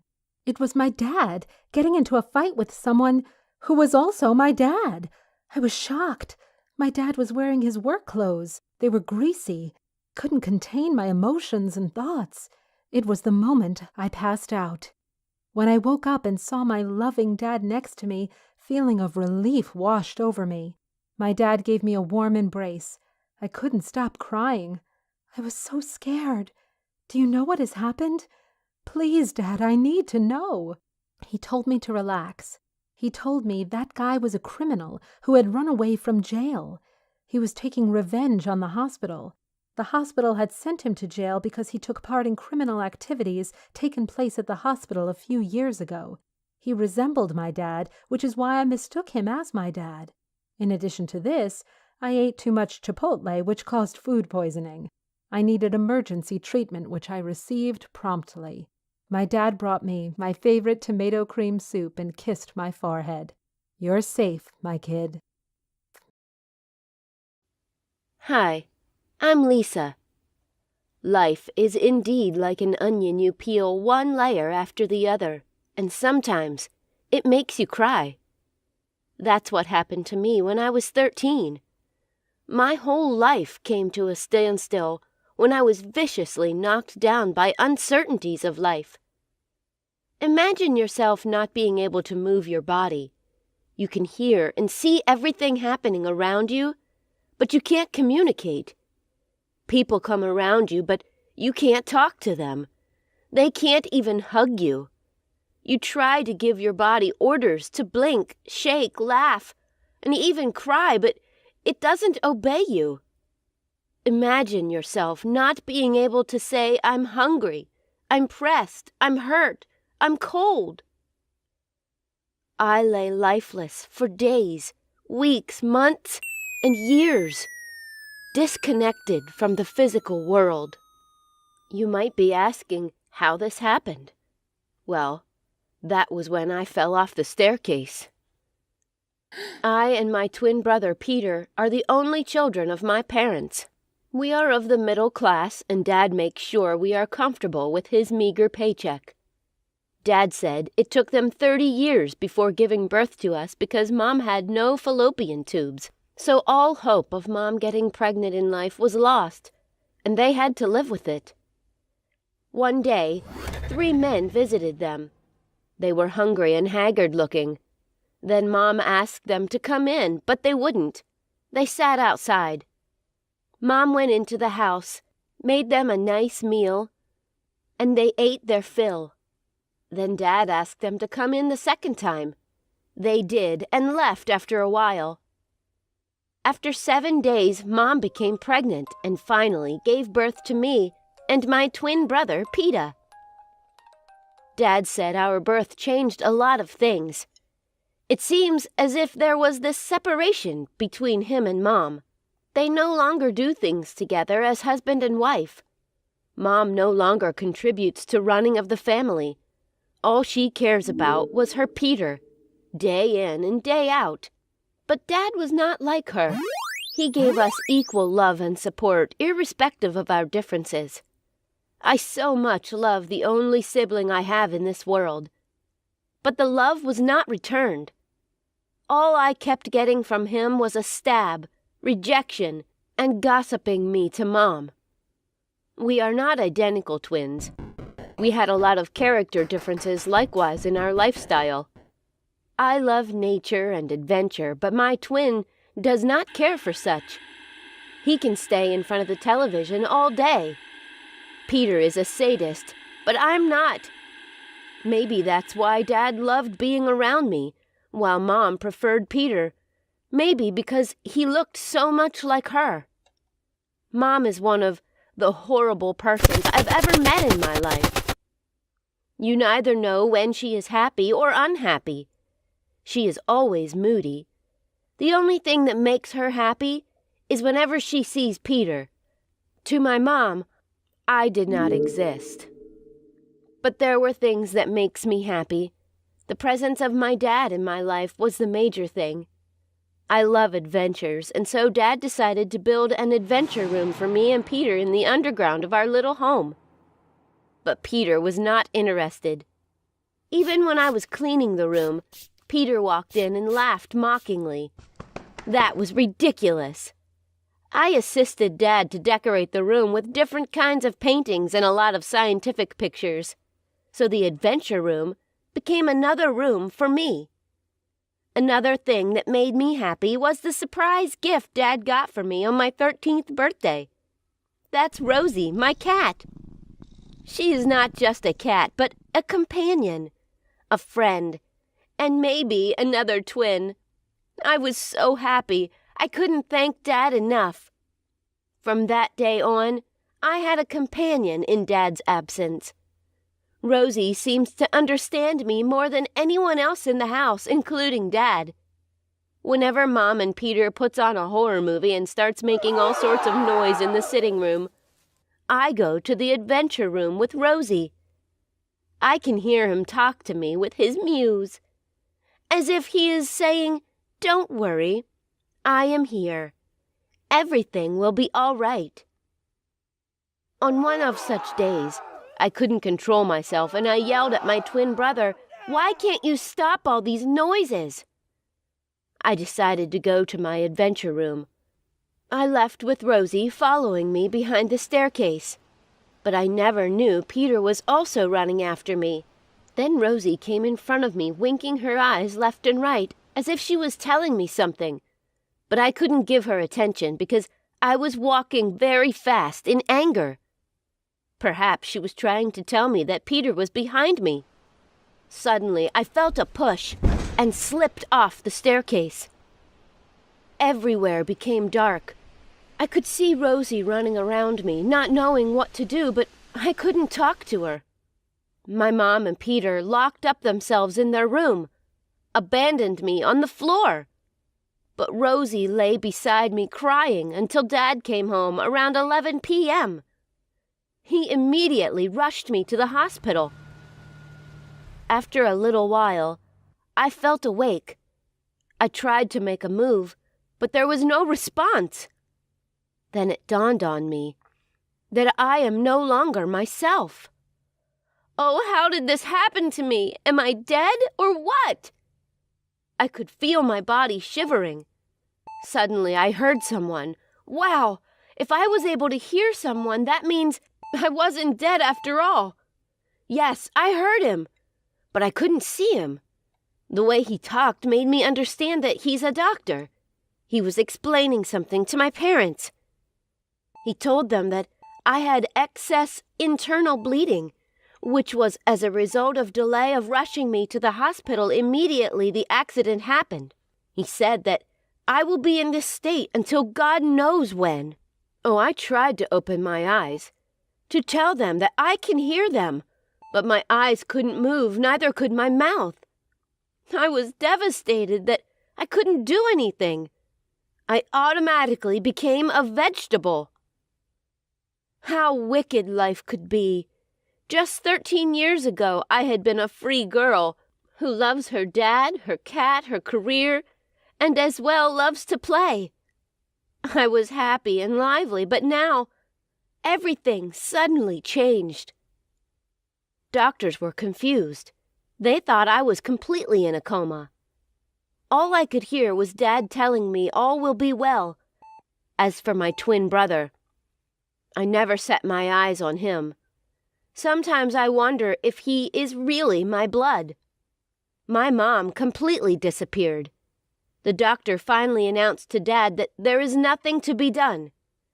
So Dad told him that I am coming home. I was excited to be home, but I felt bad again when Mom warned Dad not to bring me home because I'm going to be a burden to her. But I guess Dad's reason for bringing me home was to make sure I was around things that I love. Back home, I was treated as non-existing being. But right inside me, I kept telling myself that I am alive. Friends stopped visiting me. Dad's pursuit ran dry because the life support machine that kept me breathing was very expensive. Before now, I could run away from Mom and Peter's noise, but now I can't avoid it. Dad couldn't help it anymore. Rosie was the only one that understands me. She is indeed an extraordinary cat. She feels my pains whenever Mom yells. She will come close to me, touching my hands with her mouth, as if to say, "Don't worry, everything will be fine. Before, Dad used to come in to see me 3 times a day and then recharge the life support machine that kept me breathing. Surprisingly, one day, Dad tried removing the socket of the machine. Then Rosie cried out loud. This touched Dad, and he left in tears. Rosie always tiptoed into the room at any time of the day looking at me, and I know she is whispering something to me. Months passed by, and it was already 1, 2, 3 years. Dad got tired of me, and Mom complained I was occupying space, so I should be moved to a smaller room. And they transferred me to this small room where nobody was visiting apart from Rosie. This was the only time I saw Peter creep into the room. He looked at me and sighed and banged the door. It was not long I started hearing Christmas songs that told me it was Christmas again. I couldn't even celebrate. But in my subconscious mind, I was thanking God for another new year. And I was 17 this time because I was able to guess every period of the yearly celebration. Mom celebrated with her friends, making noise and smoking. Their noise became more unbearable for me. So Dad moved me to a clinic where nurses can take care of me. I saw Dad talking to the nurses. Who knows what Dad is telling them, I thought. I felt he was telling them to allow him to bring Rosie to stay with me. I felt a little relief as I saw Dad carry Rosie to sit beside me. At this time, I couldn't remember anything. I couldn't remember my crave for sciences, nor the moments I played with friends or the adventure room. But one picture kept appearing to me is Rosie's picture. She is my best friend. She is always close by me. So I decided to create my own world in my subconscious state. In this world, Rosie was my companion. We did a lot of things together. We went to school, shopping, restaurants, and played together. There were also these other 2 persons that joined our world. Perhaps they could be some victim of people in the coma state. Another 6 years went by, and I remembered not seeing Dad for a whole year. Well, I never cared about the physical world anymore because I was enjoying the new world I created. But one day Dad came by. I saw him weeping with my best flower, a rose flower, in his hands. He also bought me a science kit and some other things which he decorated my bed with. Then I could hear him say, "Happy 20th birthday, my angel." Dad left the room angrily. Then Rosie picked one of those rose flowers Dad had kept and brought it close to my nose. My goodness! I perceived it and smiled at her. She screamed in excitement. She kept screaming. That her scream attracted the doctors and nurses. By the time they arrived, my eyes were open. The resident doctor was surprised. He said he has never recorded any case as this since his 30 years of practice in the medical field. Gradually, I began to regain consciousness. I was not angry when the doctors told me that I cannot move my legs anymore because my spinal cord was affected badly. Although it took me time before I accepted to be confined to the wheelchair. After all, God gave me life, so I am grateful to Him. Before I was discharged from the hospital, my mom came, begging that I forgive her attitude towards me, just that she never liked to have a baby girl. But now she has realized her mistakes. Peter was crying and feels guilty for pushing me down. He confessed that he was acting out of the influence of Mom. Who am I not to forgive them? What if I died? I wonder if I will be here. God forgave me and gave me a new life, so I forgave them. and I was glad to reunite with my family again.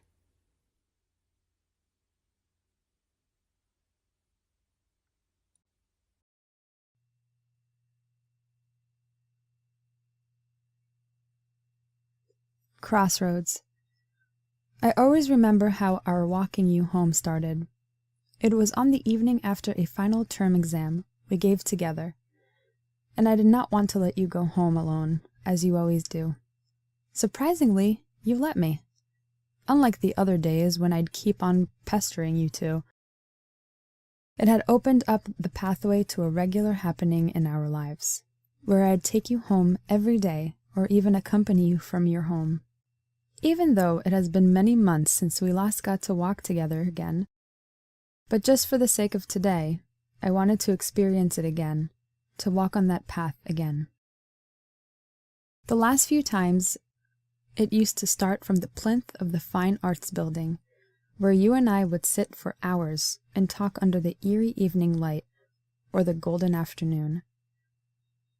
Then you would get up, say your mother is going to kill you if you delay any longer, and from the path behind the building, our journey would start.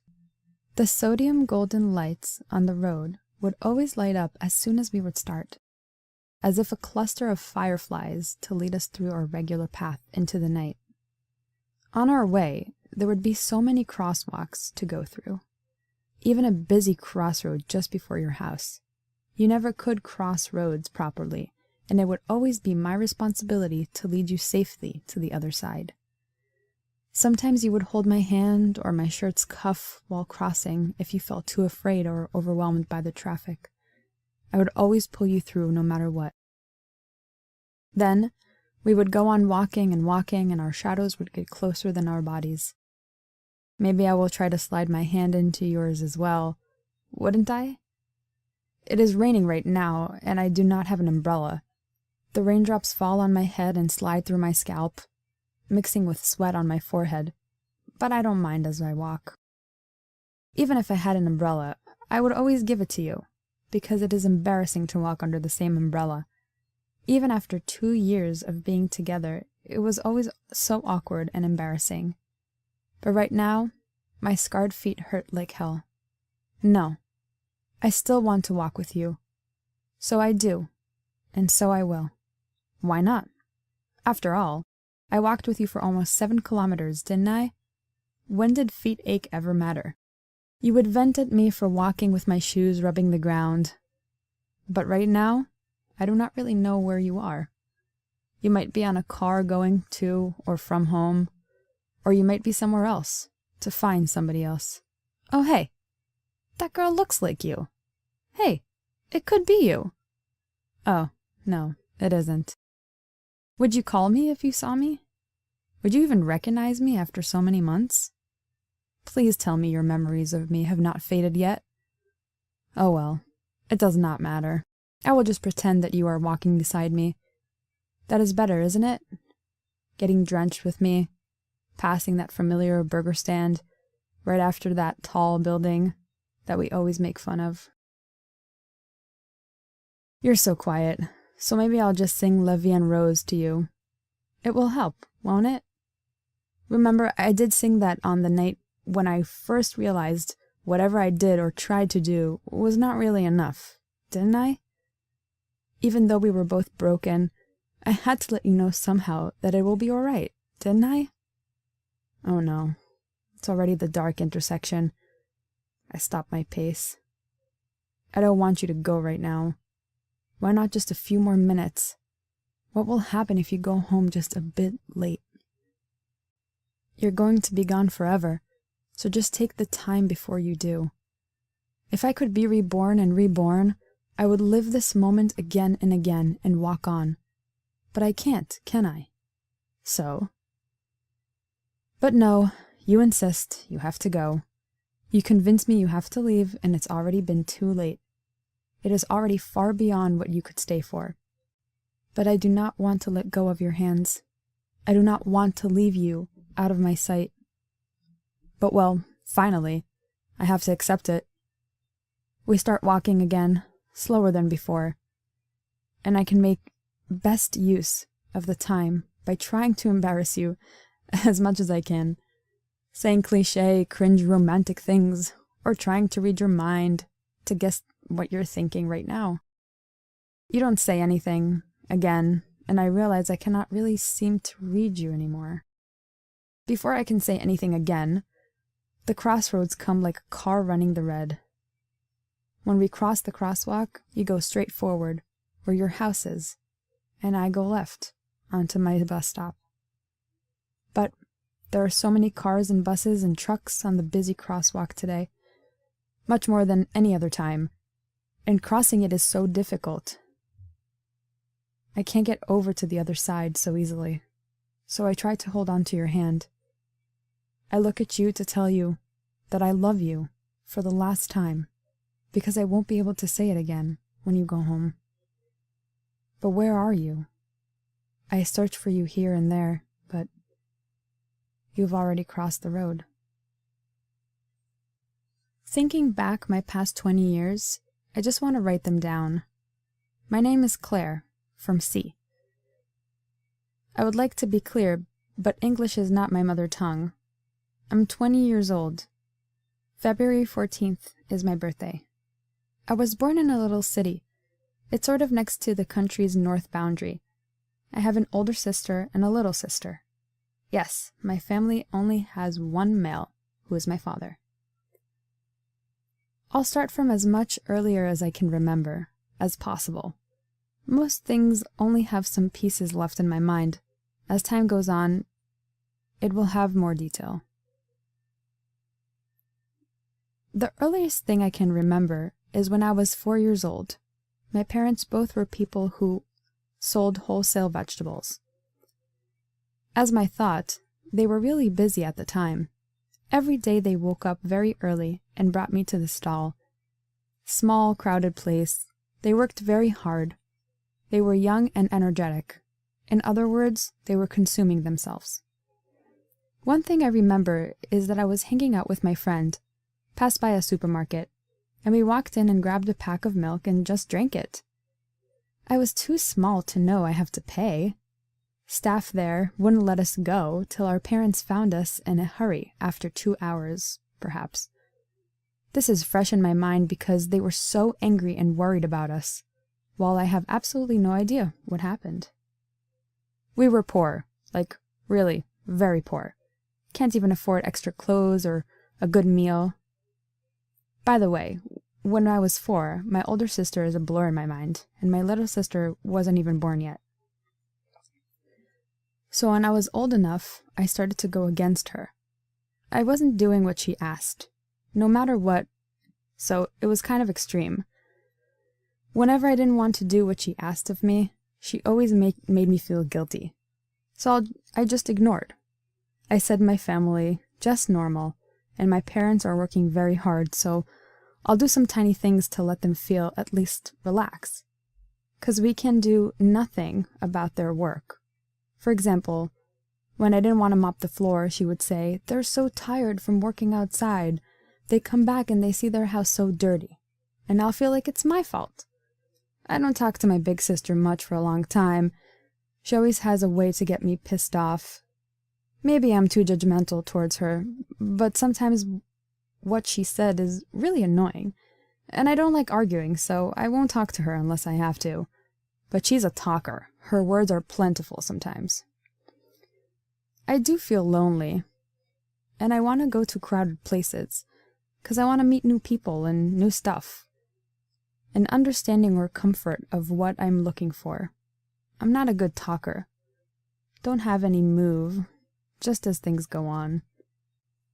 I'm eager to be understood, and have someone who can really be with me when I get upset, but I can't find that. I can't be with or close with the same person for too long. At the start, I would have tried my best for that person, but I can't be straightforward with my thoughts. On the contrary, I always want people to care about me, my tiny world, or implied meaning. You can guess. That's basically impossible. So I wouldn't try to explain or discuss anything, but my self-defense starts to build. I like new things, 'cause new people means new me, new experience. I don't like to talk about myself or even don't like to argue or anything. So even sometimes I meet something unfair, I would self-digest, but it's just getting bigger now. I can't digest it myself. There will have to be something I can figure out. So at the moment, maybe I'll leave it. But next time when something happens, I have to self-digest, the past wouldn't come through again. I have strong self-defense. Like if one day I feel you're not really wanting to understand me, I wouldn't ask anything. But the wall between us is building. I would fade. I remember I had a really good friend when I was in primary school. Like we talked about everything and we were always together. But I don't know, I just got tired in the end and tried to keep pushing her away, get her away. She didn't do anything wrong, I just felt suffocated. But people come and go, right? I'm a totally contradicting person. I can't stand people so close to me, but can't even understand me.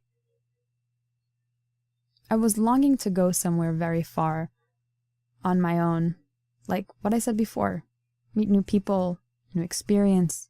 So I started to collect relative information about it. But I can't just travel. So I found a volunteer thing. You can get a certificate, which can be very helpful for a job in the future. It also has to be inexpensive. So I chose India. I stayed there for 6 weeks. They covered accommodation and food. All I needed to pay was project fee and a plane ticket. About the project I chose, I didn't think too much. They all have a very similar introduction, so I chose randomly. It's about teaching kids English.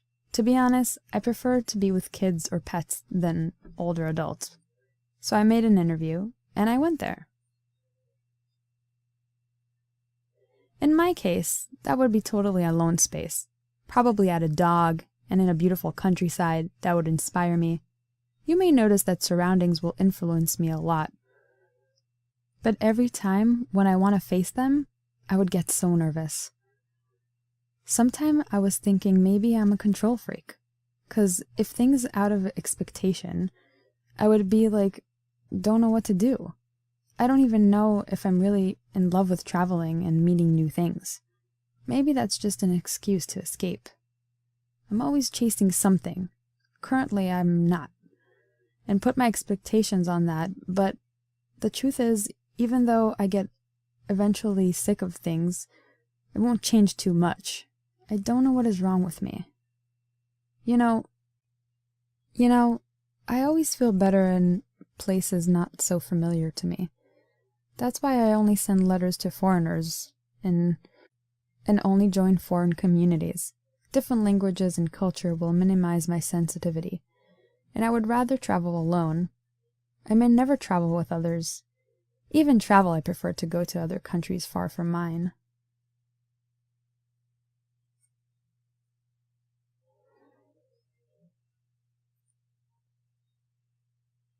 The really strange loss prevention guy.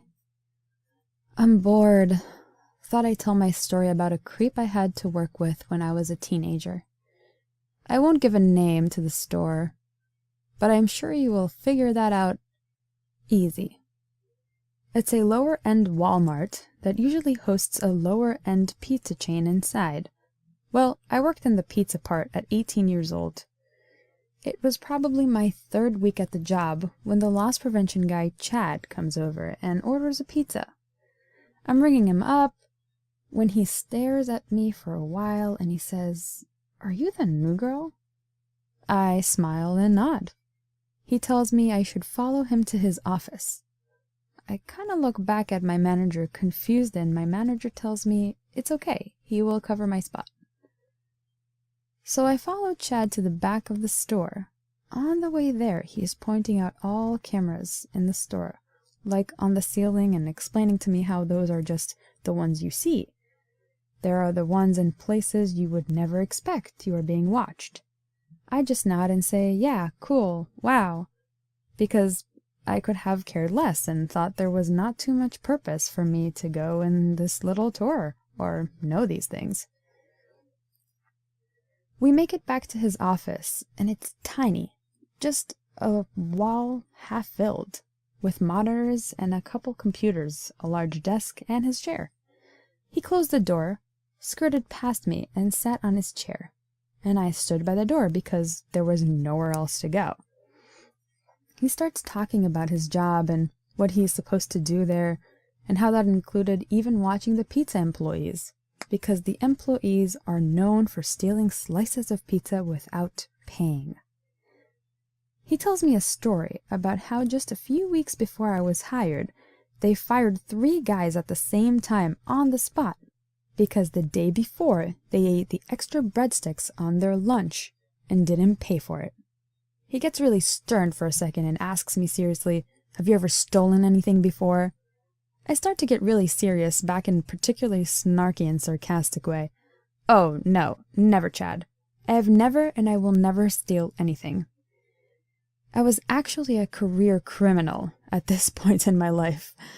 The only reason why I was working that job is because I moved across the country for a fresh start, because a few years before I was a druggie and funded my habits through a great deal of theft. Eventually, I was slapped with an assault with a deadly weapon, but I got those charges cleared, and everything eventually went off my record. I knew there was no way he would know any of this. My record was squeaky clean at this point. He just laughs and says, "Yeah, right, I don't believe that." I just played along. "I'm a really good person. I would never ever do something like that. It's yucky." He just stares at me and says, "I think you're hiding something." I'm like, "Okay," and stay quiet. He says, "You moved here to this small town from a big city. And when I asked around about you, turns out you moved here without any family either. For a young girl like you, that's really suspicious. I think you're running from something." I just shrug and say I'm independent. However, starting to get really annoyed that I'm being grilled for no reason by a rent-a-cop. He says he wants to show me some things. He turns around and starts explaining some of the tech behind the security cameras, showing me some real-time video of the store. He points out these 2 girls walking around, and he goes on to explain on how he can zoom in and be able to read what is on their phones. And he then chuckles and says, "Say hi to your boyfriend from me," which I can only imagine meant he was reading my phone screen when I was on my break. He starts to say how he has been watching me for the security camera, as he does with all new employees, and says I have strange habits. I just stay quiet. He pulls up past footage, like remembers the date off the top of his head, and it's me walking into the bathroom. I'm like pretty creeped out at this point, but I stay quiet. He says, "This is the only time I have seen you go to the bathroom since you have worked here. And you work late and overtime. Don't you have to go more often?" I just say, "Bladder of steel." He goes, "Uh-huh," like he doesn't believe me. He then pulls up footage of me talking to some guy on my break, and I say snarky, "Oh, look, there's my boyfriend you want me to say hi to." He then pulls up some things on his computer, and he explains how all the employees are given a number that they can use in the store at checkout for an employee discount. I already knew this because I was given my number and have just been using it frequently. He explains to me how he can even track employees' purchases, the date and exact time. He puts in my employee number, which was written down on a post-it note, next to him, and pulls up my purchase history in front of me. He says, "I have learned you have quite the sweet tooth." Then he says, "Let's look at your last purchase, made at midnight, just the other day." He says, "Oh, look at this. Tampons and pads, and you are still hardly using the bathroom."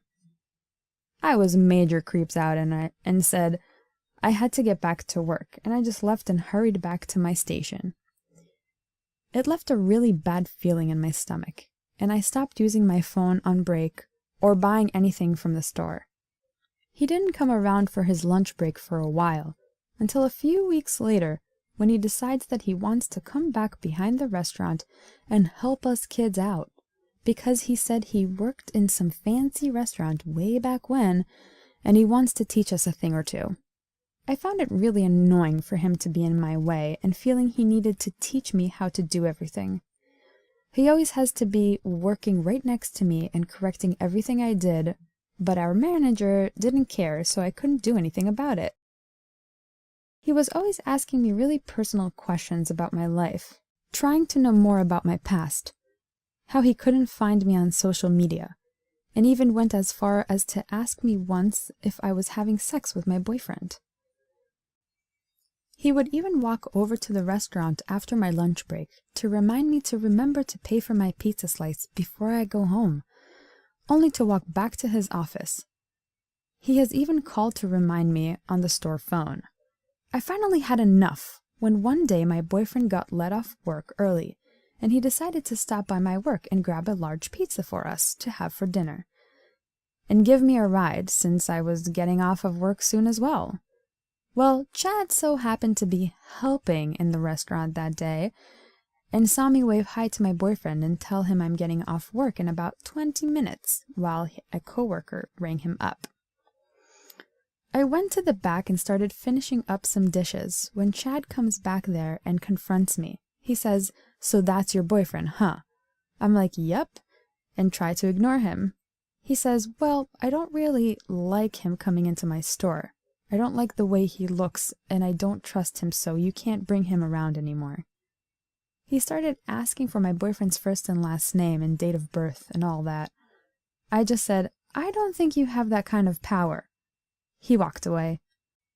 I went home, and while my boyfriend and I were eating dinner, I get a call from the store manager saying Chad did an investigation on the people I bring into the restaurant as guests, and that one of them has piercings and tattoos and long hair, my boyfriend, and even a DUI. His father did, but not my boyfriend. And the store manager told me until my boyfriend gets a haircut and dresses more nicely, he can't come into the store anymore. I was shocked. So shocked, I just said, "Okay." I hung up and thought about it more. This was a big box stores. Hundreds and hundreds of customers in and out every day. And they banned my boyfriend because he looks too punk. I walked into the store manager's office the next day and quit. And I flipped off one of the security cameras on my way out because I knew Chad was watching me.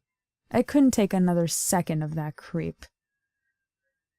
Most definitely one of the strangest experiences I have ever had anywhere, at a job or with anyone, really.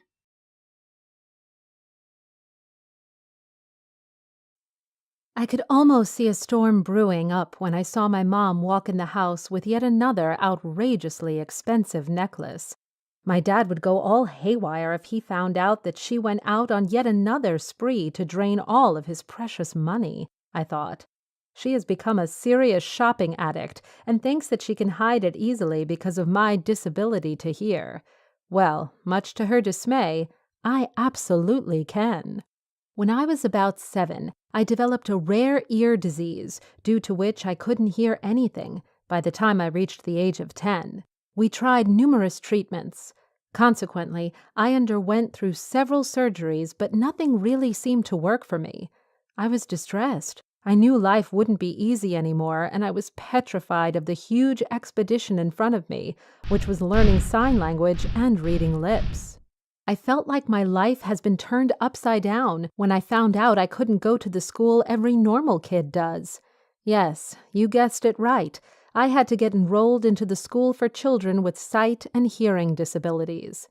I'd be lying if I said it didn't take a toll on me. One day, I was so tired of limitation imposed by my disability that I started crying heavily. I fell to my knees with my head held between my hands, drowning in the river of my tears. My broken dreams and newfound anxieties would haunt me in my sleep. I was not ready to admit that I couldn't listen and jam to my favorite Fleetwood Mac songs. But I still had some luck left. God gave me good friends.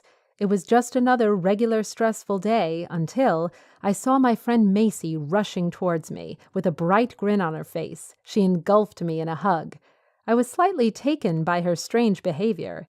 "What's up with you today?" I asked. She nudged my elbow and pulled me to a side, whispering into my ear, "I have something for you." She had sparked my curiosity. "What's this device in your hand?" I asked. "This," she laughed. "It will change your life." "Congrats! You can finally hear, my love." I would never believe her if I didn't try it for myself. Yes, I could hear everything. I could finally listen to Joni Mitchell as much as I wanted. I felt my feet lift off the ground. I was enthralled. I decided to be coy about it and didn't tell my parents a word about it. I couldn't believe that my parents didn't buy me a hearing aid despite seeing me struggle intensely. I felt betrayed, that too by my own parents. It felt unreal. They couldn't understand my misery. I talked about a storm earlier. So one night, my parents got dressed up for a party. My mom put on her twinkling necklace and clingy black dress. Both of them looked dapper. It seemed like they were going to a fancy party at an elite's palace. I was bewildered. When did they become so rich? I asked myself. At this point, I couldn't care less. I grabbed some snack and went to watch TV. Netflix and chill, you call it. All of a sudden, I heard someone banging on the door heavily. I slightly panicked, but decided to hear the door anyway. I ran to see in the CCTV my parents had recently installed. I saw a middle-aged woman in distress. "Yes?" I asked. "Open the door, please! They're after me! It's Tracy! I'm in trouble!" She looked like she genuinely needed help, so I opened the door and let her in. Her eyes were sunken in. She had huge bags underneath. It appeared as if she hasn't slept for days, her lips chapped and dehydrated. She kept asking me questions about some necklaces and my parents' whereabouts. I somehow told her I couldn't hear and left the room to bring her some food and water. She ate and continued thanking me profusely. A few minutes later, she retired to my bed as suggested by me, and within few seconds she dozed off to sleep. The sound of my parents quarreling snapped me out of my daze. I rushed towards them. "Why aren't you asleep, Emily?" my mom asked me. I sighed and asked them to follow me to my room. That is when I saw the color draining from their faces. They shrieked, "Why did you come here, Trace?" My mom's voice echoed through my room. We are in turmoil, I thought to myself. My dad made up some lie about Tracy's relationship with my parents and instructed me to go sleep in their room. I know eavesdropping is a bad thing, but I was not bothered. I still tried listening to my parents talk. I realized my friend Macy wasn't lying when she said, "This device is extremely high-powered because I could hear some men talking. We can't keep waiting for her here forever. They may call cops on us. We should leave." The huge black Mercedes drove off swiftly. Soon after, I heard my parents sneaking out of the house. I ran up to the huge window and couldn't believe what I had seen. My parents were sure hiding the truth from me. They met a guy in front of Tracy's car. He handed them red boxes. "We'll put them in the lock room." I was dumbfounded. Did we have a lock room in our home, or are they talking about our study? I had to find out, so I tried to hide somewhere they couldn't see me. My dad went to his study, followed by my mom.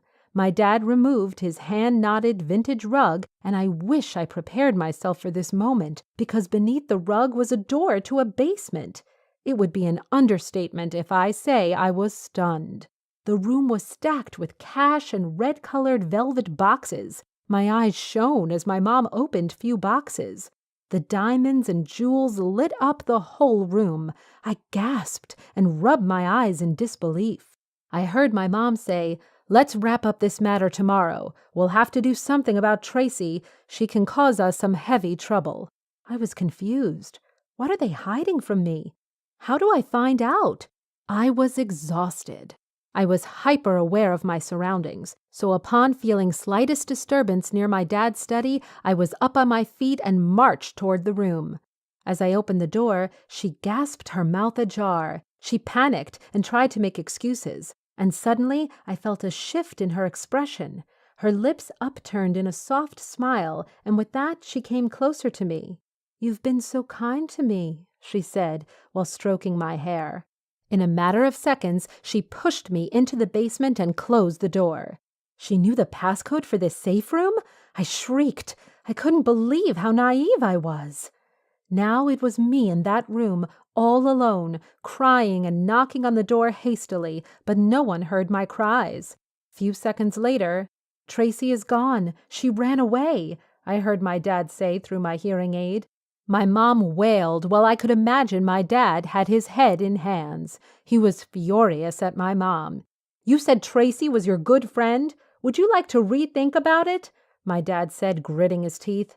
"What are you going to tell our boss Alex? He will not be good to us. You are one to blame," said my dad. "Do you want more of those blindingly shiny neck pieces?" My dad continued attacking my mom with snide remarks. I could only hope my parents would realize I was missing, but they didn't. So I sat on the floor of the room, soaking up the warmth from dim light of the room. I was surrounded by heaps of cash and boxes filled with jewelry. I didn't know my hearing device could catch the lowest and highest of the frequencies. I heard buzzing sounds. I figured out it was the boss Alex my parents were worried about, the same guy I saw in the black Mercedes. I thought my parents would finally come and look for me. The bell ringing snapped me out of my haze. I figured they were inside my house. They were demanding about Tracy and her stuff. Her stuff? I questioned myself. I could hear their footsteps approaching toward the study. Saying my prayers under my breath, I was ready for the relief.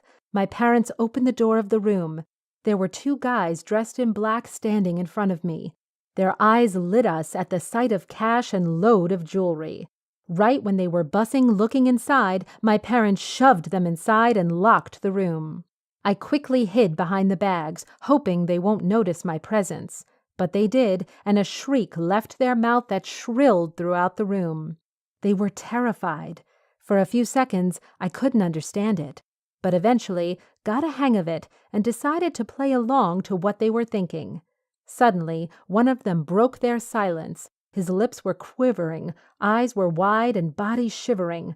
"Soul of the goodness, we ask for your forgiveness. What can we do for you to forgive us?" I had to stifle my giggles and continue with the act I had put on. I said, "Leave these people alone. It's not their fault. Go earn the money the righteous way. You need to leave, leave, leave," in a sing-song voice. I was surprised at myself and was trying my best to suppress my laughter. Both of them nodded their heads hurriedly. I think God answered my prayers, and my parents opened the door of the room. Both of them hurried out and ran without even looking back. They were definitely running for their lives. My parents chased them without even noticing me. As soon as they left, I came out of the safe room and ran to my room. I locked myself into my room. I sat on my bed, recollecting myself. I was thinking about my whole day as I lied on the bed. "Whoa, what a whirlwind was this day!" I said to myself. I walked up to my desk, took out my journal. I started writing about the unusual events of the day. It is sure something to remember for the rest of my life. Why would my parents lie to me? And why were they doing this? I pondered over the situation. I finally understood that they were doing illegal business just to feed their hunger for money. I felt ashamed. How can they be so selfish? They were buying those second-copy jewelry and selling it to the men I encountered earlier, who sold them ahead in black. I was in a state of shock. I thought we were poor, and my parents made money through blood and sweat. Since my dad had a small job in the corporate and my mom was a housewife who stayed at home and played dress-up every single day of her life. I heard the door closing, which signaled me that they were finally inside. I came out of my room, pretending to rub sleep off my eyes. That was the moment my mom turned toward me and gave me a sympathetic smile. I feigned unawareness about the situation and asked my parents if they could buy me a hearing aid, to which they blatantly refused. I couldn't believe my eyes. My heart said to confront them about the heaps of money they've been hiding underneath the ground, but my mind said to remain silent, and perhaps this was the reason why they want me to stay deaf. Nevertheless, I had learned my lessons. My biggest secret I have to tell you. Hi. All you need to know about me is that I'm currently almost 14 and a female.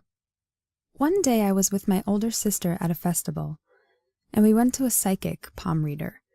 And my sister went first, and according to hers, it went very well, and she had a great reading. Now, when I went in, the lady touched my hands and jolted back. I was scared, but she seemed terrified of what she had just noticed. She started chanting out the number 14 over and over, and then she started trying to get some words out of it. I was scared and trying to help her.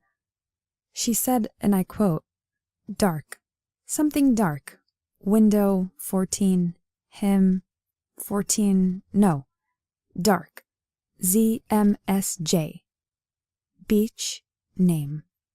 I was shaking her to make her come out of it, and when she did, she sprung straight into action, writing down her phone number and address of her shop, and told me to come there before my 14th birthday, so she could help.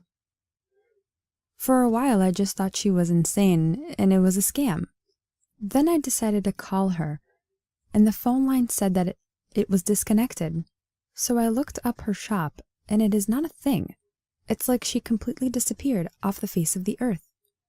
That's when I looked back at what she said, and I remembered she said window, and immediately I thought of one thing. When I was about 11 years old, I had a thing happen to my window when I was in my room that I remember my dad telling me to shut my window and lock it because it started to get cold outside, and I did as he said. But later that night, I woke up to being really cold. I looked over in my window, and it has been unlocked and lifted just slightly, but nothing else happened that night. I shut the window, locked it, and I woke up in the morning. It was still locked. And then, my 12th birthday, the same thing happened, but the window was just a little bit more open. That happened twice that night, before I woke up in the next morning. But then, my 13th birthday happened. I had remembered that my window opens on my birthday sometimes, which I thought was just some weird coincidence. So that night, I had a couple of friends over, and we and my parents all watched a movie outside the living room. But in the middle of watching a movie, we heard a loud crack come from my room. Immediately, my dad ran into there to see what happened, and he just walked in and said, "What the heck?" I followed him in there. When I looked at the window, I was a little scared to see that there had been a large crack in the middle of the top part of my window. And the window was completely open, and the screen was popped out, and it had fallen onto the ground outside. We checked everywhere that night, inside the house and outside. There was no sign of forced entry. No one had been there. The window just cracked open, and the screen had popped out. And now, to hear that the palm reader said something about my being aware of being 14, I was so scared. I mean, how could she have known that? The scary part was the fact that she was scared of me. But just this experience isn't why I decided to write this. It was because I went to the fair a few days ago, and I went to a tarot card reader with my older sister again, and she heard everything my tarot card reader said. That I would be going somewhere soon. I didn't know, but it wasn't really my decision, and that something very dark would happen to me. And she said that it would happen very soon. My birthday is also very soon. I was immediately scared of what that could have meant, but she also said that I would meet someone, a boy. He would make my life better. He would take me somewhere that I would feel free. But she did say that I would never fall in love with him until I really saw who he was. She said that he would be a cocky and full of himself and mean and just overall not a good person. But then I would see the real him and fall in love even though no one would even know about it. which didn't make any sense to me. The night after I got back, in this dream I was running through the woods, and I was happy. I was running through the woods completely happy, and someone was there running with me. Even though I couldn't see them, I didn't see who it was. And after I had run for a while, I saw a beach that I recognized. I don't know where from, and I ran to the beach, and sat next to me was a rock, and engraved on that rock was the name Zeta, which for some reason I knew was the first name in the initials of ZMSJ, which were the initials of the thing the palm reader had said. Then that's when I woke up. I had a dream the next night where I could tell that I was younger. And I was in a small beach house on a small deserted island, not much bigger than the house itself. And I walked up to a mirror and looked at myself. I looked just like me, but with no memory of even being me. I'll admit, I looked a little more muscular and a little more roughed up. But then I got angry at something for some reason. And when I looked back at myself, my soft green eyes turned ice blue for just a second, and then I woke up. But after that dream, I'm scared to sleep tonight, and also my birthday is coming up in less than a month, and I don't know what to expect. So there you go. My story, if literally anyone has read this far. I just needed to put it out there, somewhere, because I'm scared.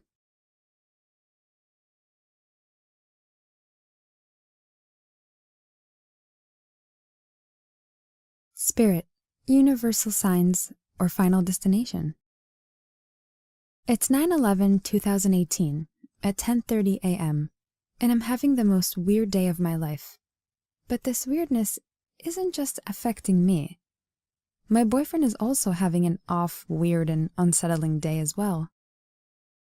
We woke up between 5:30 to 6 a.m., not on purpose. But this isn't an odd occurrence for us to wake up early. I have a kidney disease, so when the pain is high, I cannot sleep. He usually stays up with me until I feel better. Nothing weird started happening until around 7 or 8 a.m.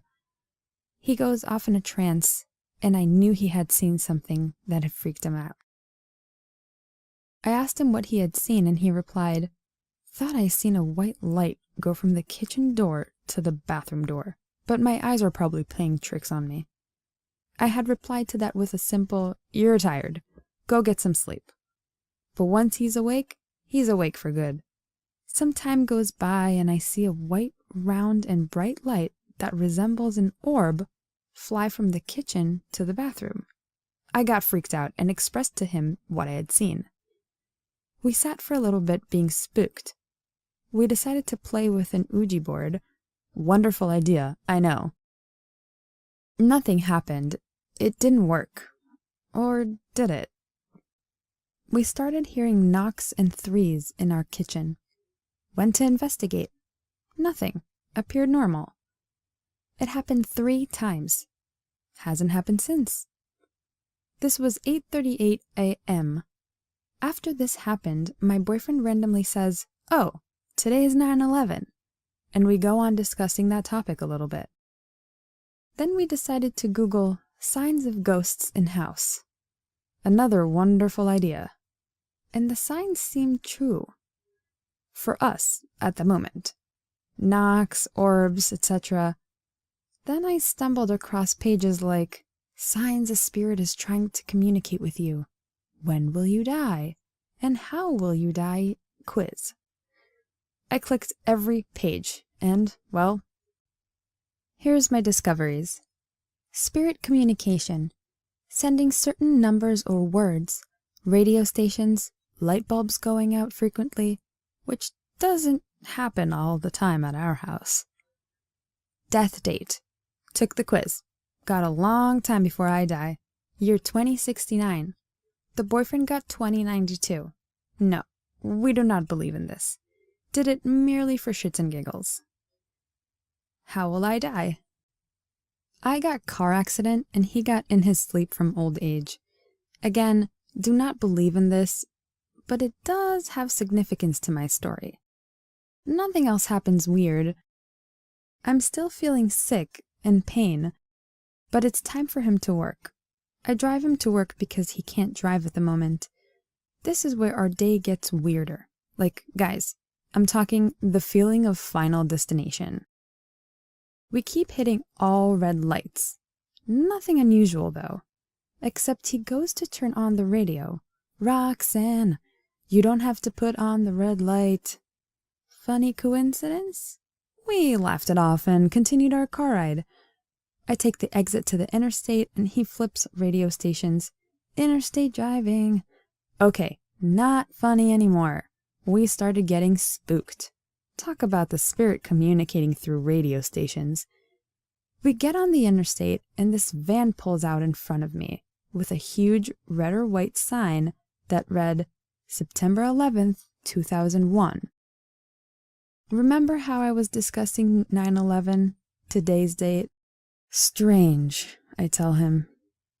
I'm having anxiety. I slow down, drive with more caution than usual. He flips radio stations. I'm feeling anxious.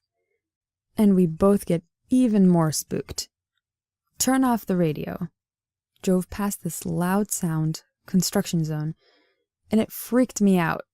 Felt more louder than usual. And I literally felt like I was in Final Destination. Rolled up my windows and we discussed being spooked. Reached his work. Nothing else happened. He's there currently. I don't work until 6:45 p.m., so I'm currently home while writing this. I feel I'm being watched. I have heard the creaking of the floor where you have to stand to make it creak, and I have the feeling of something bad is going to happen. I'll keep updated in comments, but I wanted this day documented. I also want to know if anyone has this type of stuff going on to them, especially the radio stations. I'm a big believer in universal signs, but now I'm debating whether a spirit is trying to contact me. What do you think?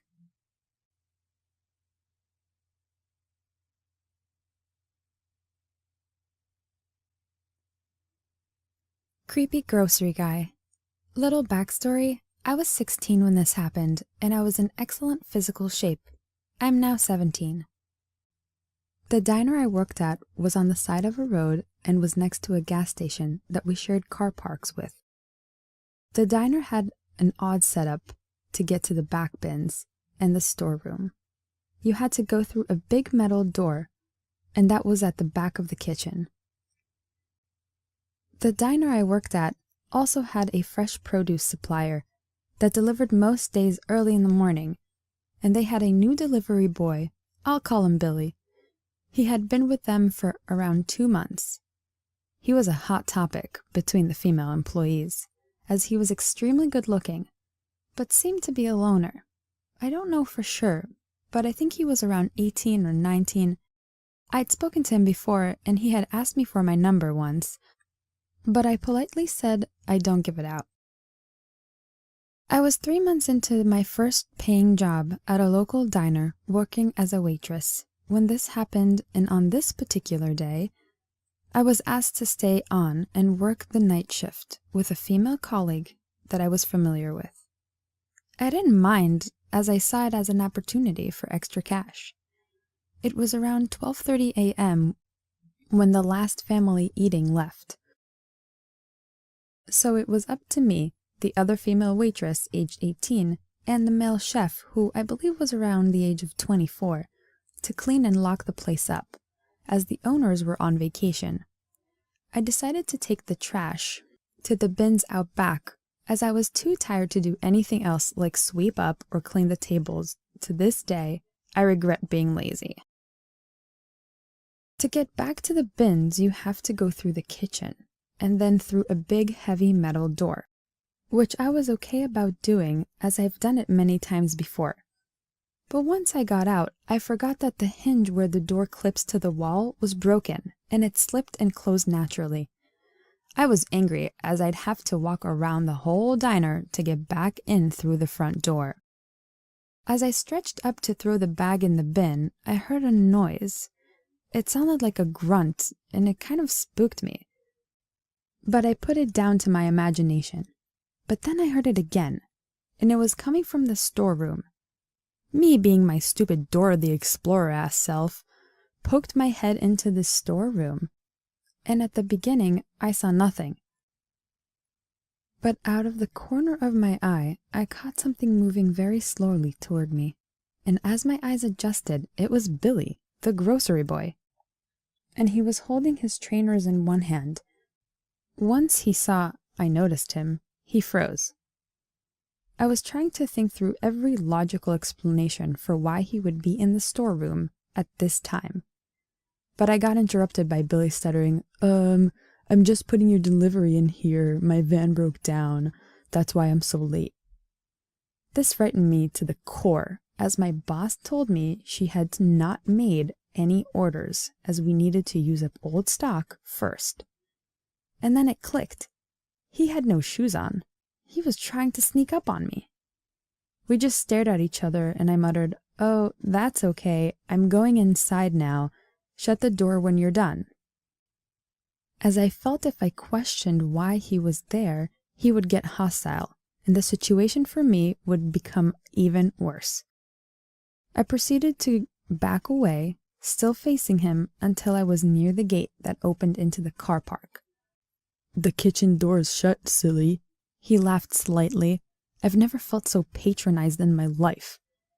He was talking to me as if I was a child that he was correcting. "Oh yeah, ha ha ha, looks like I'll have to go the long way." I joked about it as I could feel my situation getting worse. He just had an expression that reminded me of that cat from Alice in Wonderland. Yeah, just shut the door when you're done. Bye." I shout out before turning around and opening the gate. My whole body froze when I felt a vice grip on my wrist. Now that I think of it, I'm surprised he didn't break it. By instinct, I started tugging my arm away and shouted at him something like, "Dude, what the fuck? Get off me." But that only seemed to make it worse, and it was almost like he loved to see me struggle. "Stop resisting me," he said in a flat tone as he used his other hand to try and pull my skirt down.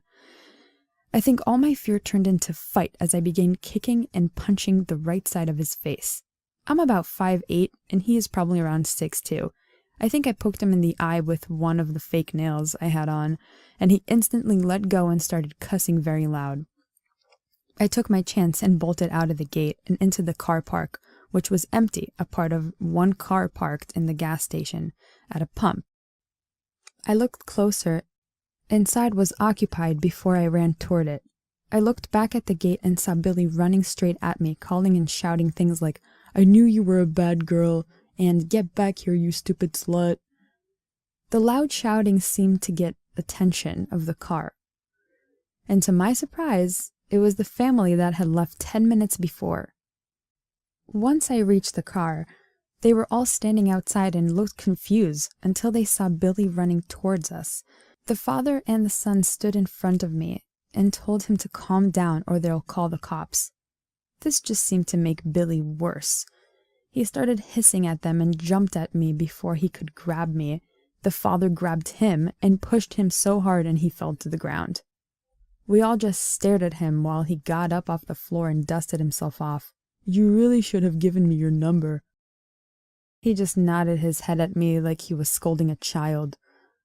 All the fear I was keeping in just came out and I began sobbing hysterically into the mother's chest. The older brother started to cuss Billy out and push him away from all of us. "I like the way you fight me." He smirked at me and turned around and started walking towards the road, the brother following him to make sure he left.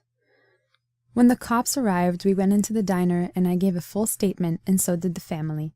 It turns out the other waitress and the chef were cleaning with the radio on with full volume, so they couldn't hear me screaming. When my boss came back, she was told everything by the police, and we now have a new supplier. The kitchen door hinge is now fixed, and I no longer take the trash out at night.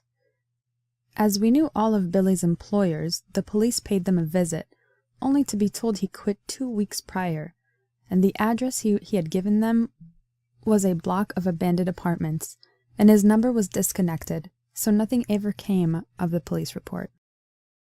I'm now dating the oldest brother of the Diner family. I am so thankful that they couldn't work their sat-nav, because I know I couldn't have outrun Billy to the entrance of the diner.